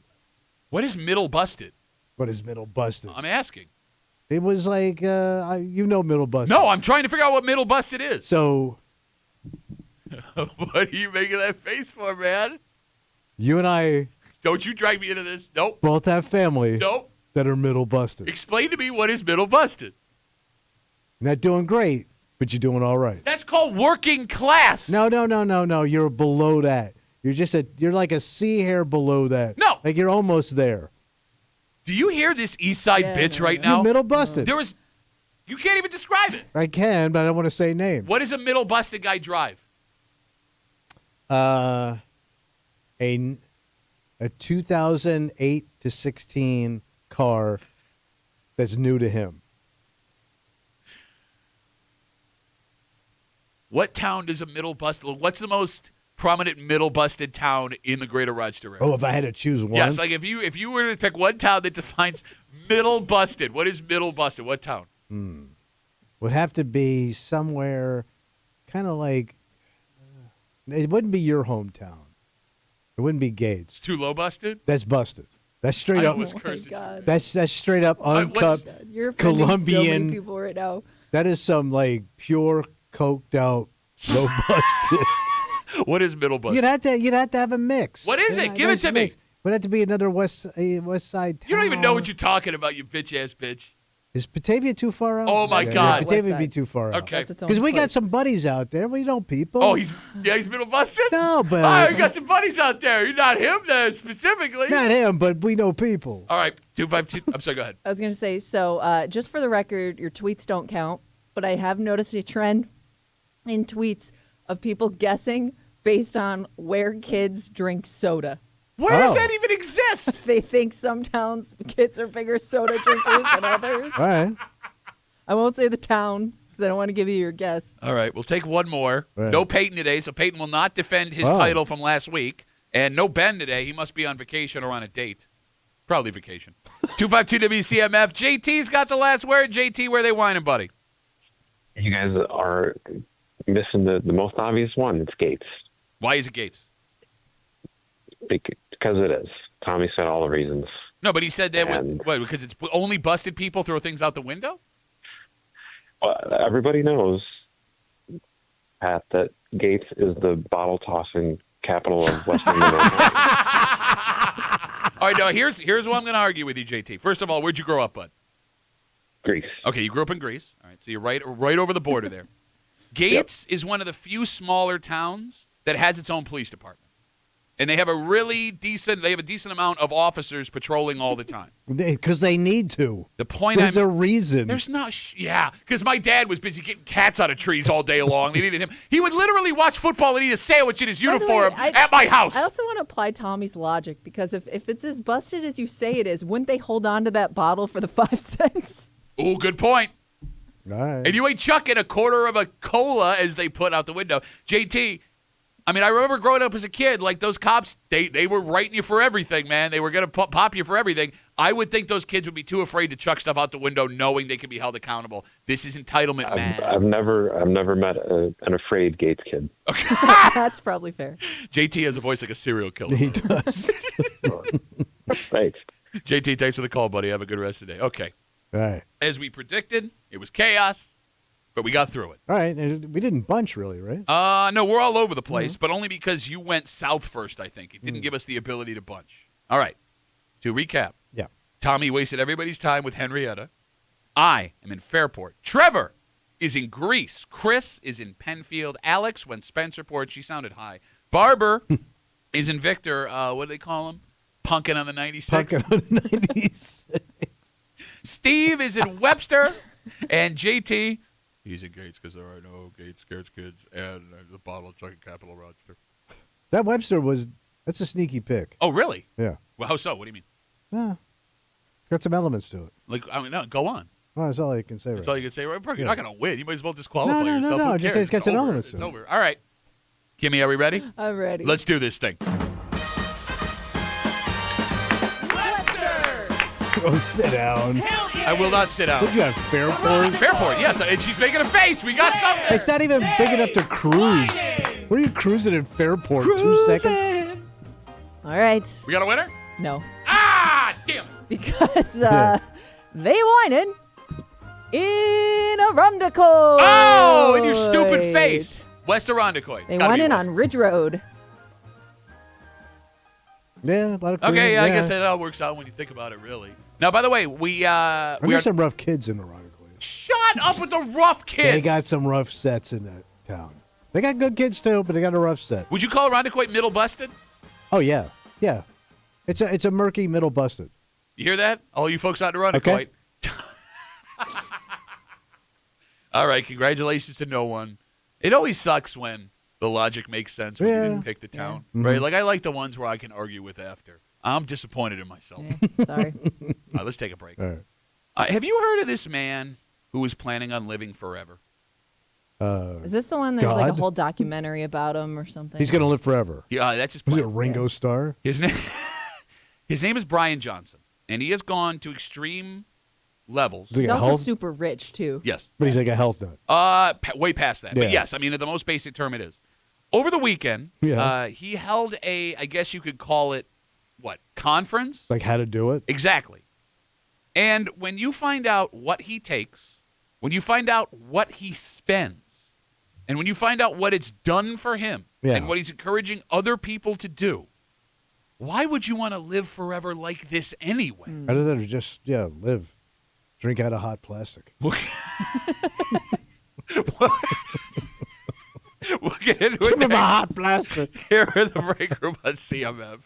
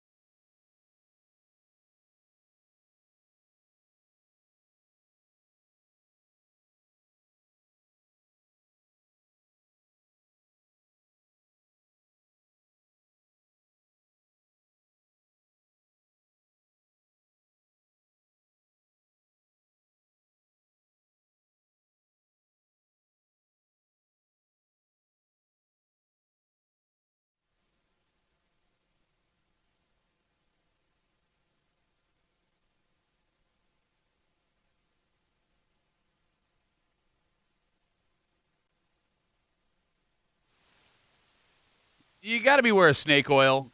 And I think this guy is so extreme that most people don't take him serious. All right. But over the weekend, it became apparent that enough people do that now this is something we have to talk Is it a famous person? He's trying to make himself Oh, famous, okay. and he was somebody who made a whole bunch of money in the tech community, but this dude has gone way off the rails, which it kind of seems happens with everybody in the tech community. Yeah. You're hanging out in the break room, Rochester's Classic Rock, 96.5 WCMF, so you are not familiar with a man named Brian Johnson. No. Johnson? Brian Johnson. All right. He is 47 years old, and he is on a mission to never die. All right, he's going to live forever. Yes, and when I say that, I'm not exaggerating. His goal is to never die. My stuff will never wear out. Exactly. Yeah. And so here's the thing. He spends, according to him, $2 million a year to keep himself from aging. Okay. One of the most famous stories is he injects his son's plasma into his bloodstream. Right. His son? His son. He takes his son's blood, they spin it, they get the plasma, and he injects his son's plasma into his own bloodstream. The idea being, I guess it's Young going to... blood. I guess. All right. Which is Youth what blood. vampires do, but that's a whole other thing. But those guys do go long. He takes nearly... And they get TV series. He takes nearly 100 supplements a day. That will kill you. No, apparently not. He eats nothing but like specific whole foods. We're talking quinoa, steak, roasted veggies. He has a blood orange fluorescent pink drink that he claims delivers everything your body needs in one drink. Claims it tastes like a bitter, blander Gatorade. Of course, you could buy this from him. But you said he takes 100 supplements? Over 100 supplements a day. That's like 100 pills. Yes, you got it. Where it gets into really weird territory, and I Right. know it's going to be hard to pass. Is this going to get gross? Yes, it is. Injecting your son's blood into your body. Yeah. At By the one- way, your kid's got to be in on it. his kid's in further than that. Oh. At one point, to prove that he was reversing the aging process in his body, he posted scientific data of the number of erections he gets in his sleep compared to his son, who is 22 years old. So when he wakes up, it'll rise. No. But In that his means sleep. he's In his sleep. monitoring both. All right. He's monitoring he and his son's erections. So that means like they've like taped up his dong? Yes. Yeah. Like you do when you go to those sleep clinics? Yeah, you got it. He All right. he got 5 erections as opposed to his son's 6 erections. And the reason I know this is he shared the data with everyone on social media about how many erections he gets. And he's monitoring his son's erection. Yes. Okay. Yeah. So that being said, one man doing a bunch of crazy stuff, it's one guy. Yeah. Over the weekend, he Yeah. had what they call the Don't Die Conference at the Javits Center in New York City. Wow, the big house. And not only did he speak about all of the things that he does, he also invited a whole bunch of folks who have businesses that can help you live forever. Selling you stuff. You got it. And a whole bunch of people showed up and paid $349 to get in the damn. door to go to the Don't Die Conference. Yeah, I want to live forever too if I got that kind of a business. No, by the way, his son's 19. I'm sorry, I misspoke. All right. He's not 22. That All right. That's a makes it good worse. boner age, though. Okay. No. What? I wouldn't have said that out loud. It is a solid boner age, 19. So this man claims to have the heart of a 37-year-old at 47. Hmm? He claims to have the skin of a 28-year-old. I don't even know how you would measure Well, that. it's supple, He claims smooth. If it's the guy that I saw like there was like a Netflix documentary on this guy. I don't know if it's the same. It's dude. got to be. I mean, how many guys are doing this? But yeah, he looks almost like robotic. He looks like AI. Okay. Yeah. It is not an Yeah. attractive look. He looks very strange. Yeah. And what this is essentially, this whole business, this idea is called biohacking your body. Okay. That's the idea behind it. And I, for one, Mm-hmm. am deeply disturbed that this many people decided to spend this kind of money to get into this conference thinking that what this guy is doing Yeah. is a good idea. And you wouldn't even. First of all, you couldn't afford to do what he's doing. Preach. Second of all, it sounds like this guy from the stuff I saw, but then I kind of got bored, so I stopped watching. He does every second of his life, he's doing something to reverse or slow down aging. Like Yes. he doesn't live Just like based a on his normal. pill count. He doesn't live a normal life. Like everything he does is being monitored. He's Tom Brady. Whatever he's eating or drinking is monitored. It's not like a life. I don't think he ever really leaves his house. Except to go collect money from people. Yeah. And buy more pills. Okay. Yeah. So there's a couple of existential questions here. All right. I mean, Existential weight. The first one being, if this is how you have to live, would you want to live forever? To make those sacrifices. Yes, because this man gives himself no comforts at all. He doesn't drink alcohol. He doesn't go out and have dinner at places. Like, I right? think he's also worried about like the air quality, so he doesn't spend much time outside. Yes, yeah, no, she's right about that. Because he probably doesn't even bang anybody. That I cannot comment on. You would think. Because you'd be afraid of Yeah. catching something Great point. from somebody having sex. Which sucks because he's got great boners according to the scientific data he shared. Every guy would like to have those rods, bro. Yeah. But going further than the existential question of is this even living, period, there's no way to know how well you did until the end. True. Right? Because this Yeah. guy can make all these sacrifices and die of cancer at 62. And I'm not hoping that No. happens, but it's not out of the question. Yeah. Like, But it's You don't not get to worth redo it it.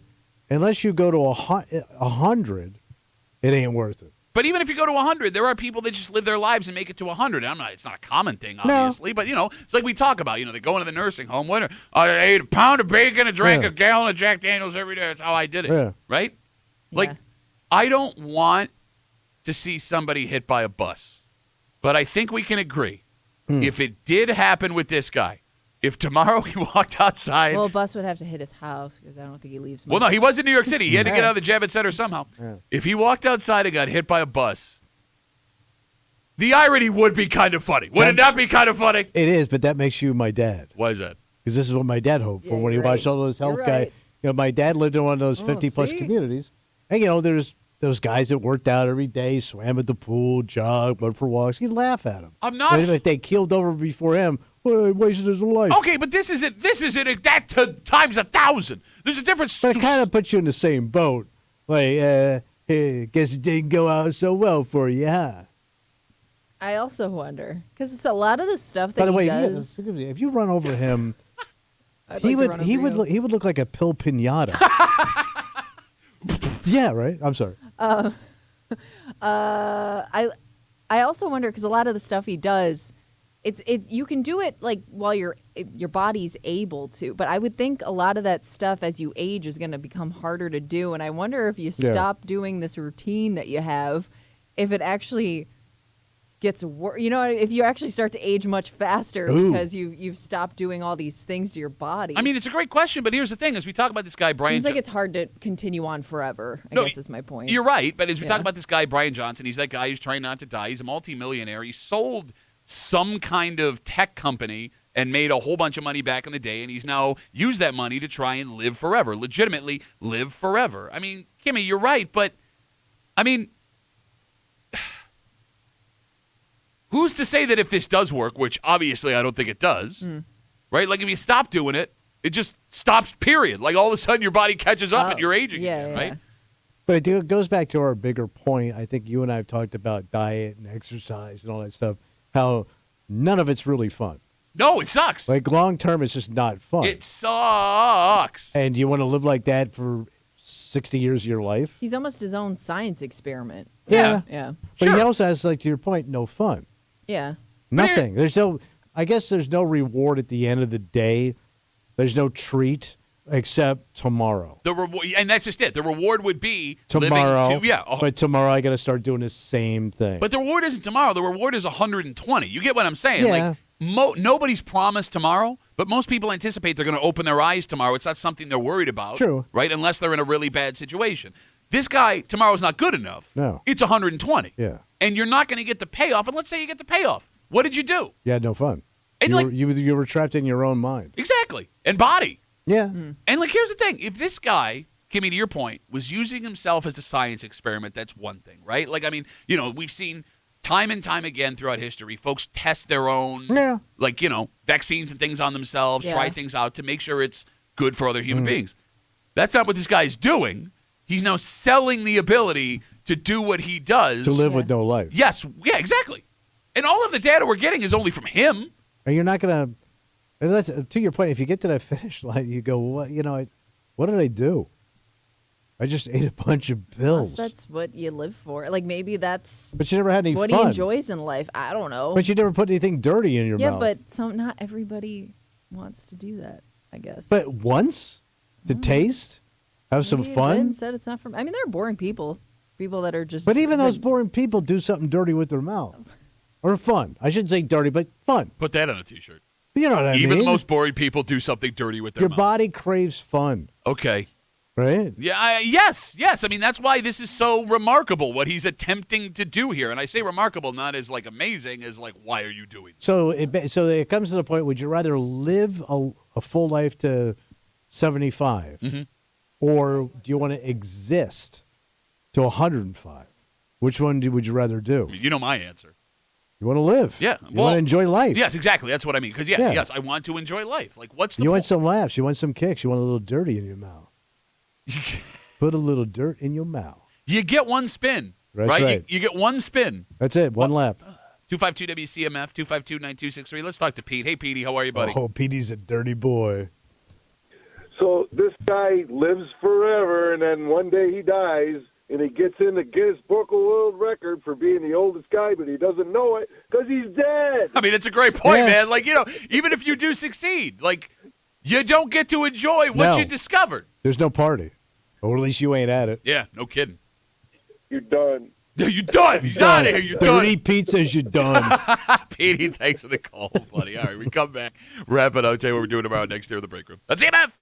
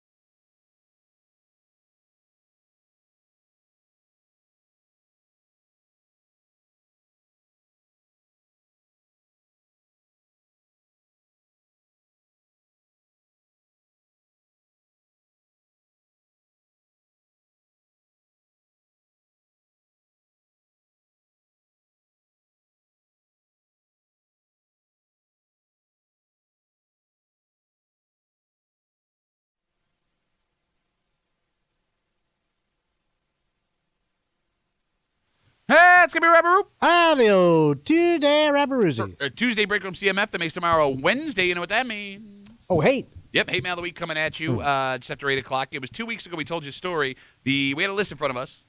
The best lake towns in the state of New York. yeah. Top 8 they had there. And one from our area, Canandaigua, did not make the list. Totally gypped. You were furious about this. Yeah. We got a letter. In fact, we got a lot of reaction to this. And it wasn't the reaction I thought we were going to get. Because there are folks who live in Canandaigua who reached out to us, one letter specifically, What they say? that says essentially, doesn't matter if Canandaigua is a top lake town or not, because the people who live there don't get to enjoy Canandaigua anymore. They don't get to enjoy it? The folks, the regular folks All right. who live in Canandaigua don't get to enjoy Canandaigua. Why are you laughing? Why are you laughing? This sounds like a very Bobby Bitter letter. Well, yeah, I mean, I would be bitter, too, if the town I lived in 'Cause changed you know it's around me. jive. I mean, look, we don't live there. I don't know. You only go down there to go have lunch once a year. The only time you can afford it, you just get appetizers at the one place you go to. It'll be an interesting discussion. Okay. And we'll get to it just after 8 o'clock tomorrow here in the break room on CMF. For Kimmy, great job today. Thank you. Yeah, Nailed it. Yeah. For Tommy Muley, Yeah. Thank you. I didn't say anything. Yeah, thank you. Appreciate it. Yep. Thank you. Way to exist. My name is Pat Duffy. We'll see you tomorrow morning in the break room, 6 a.m. on 96.5 WCMF.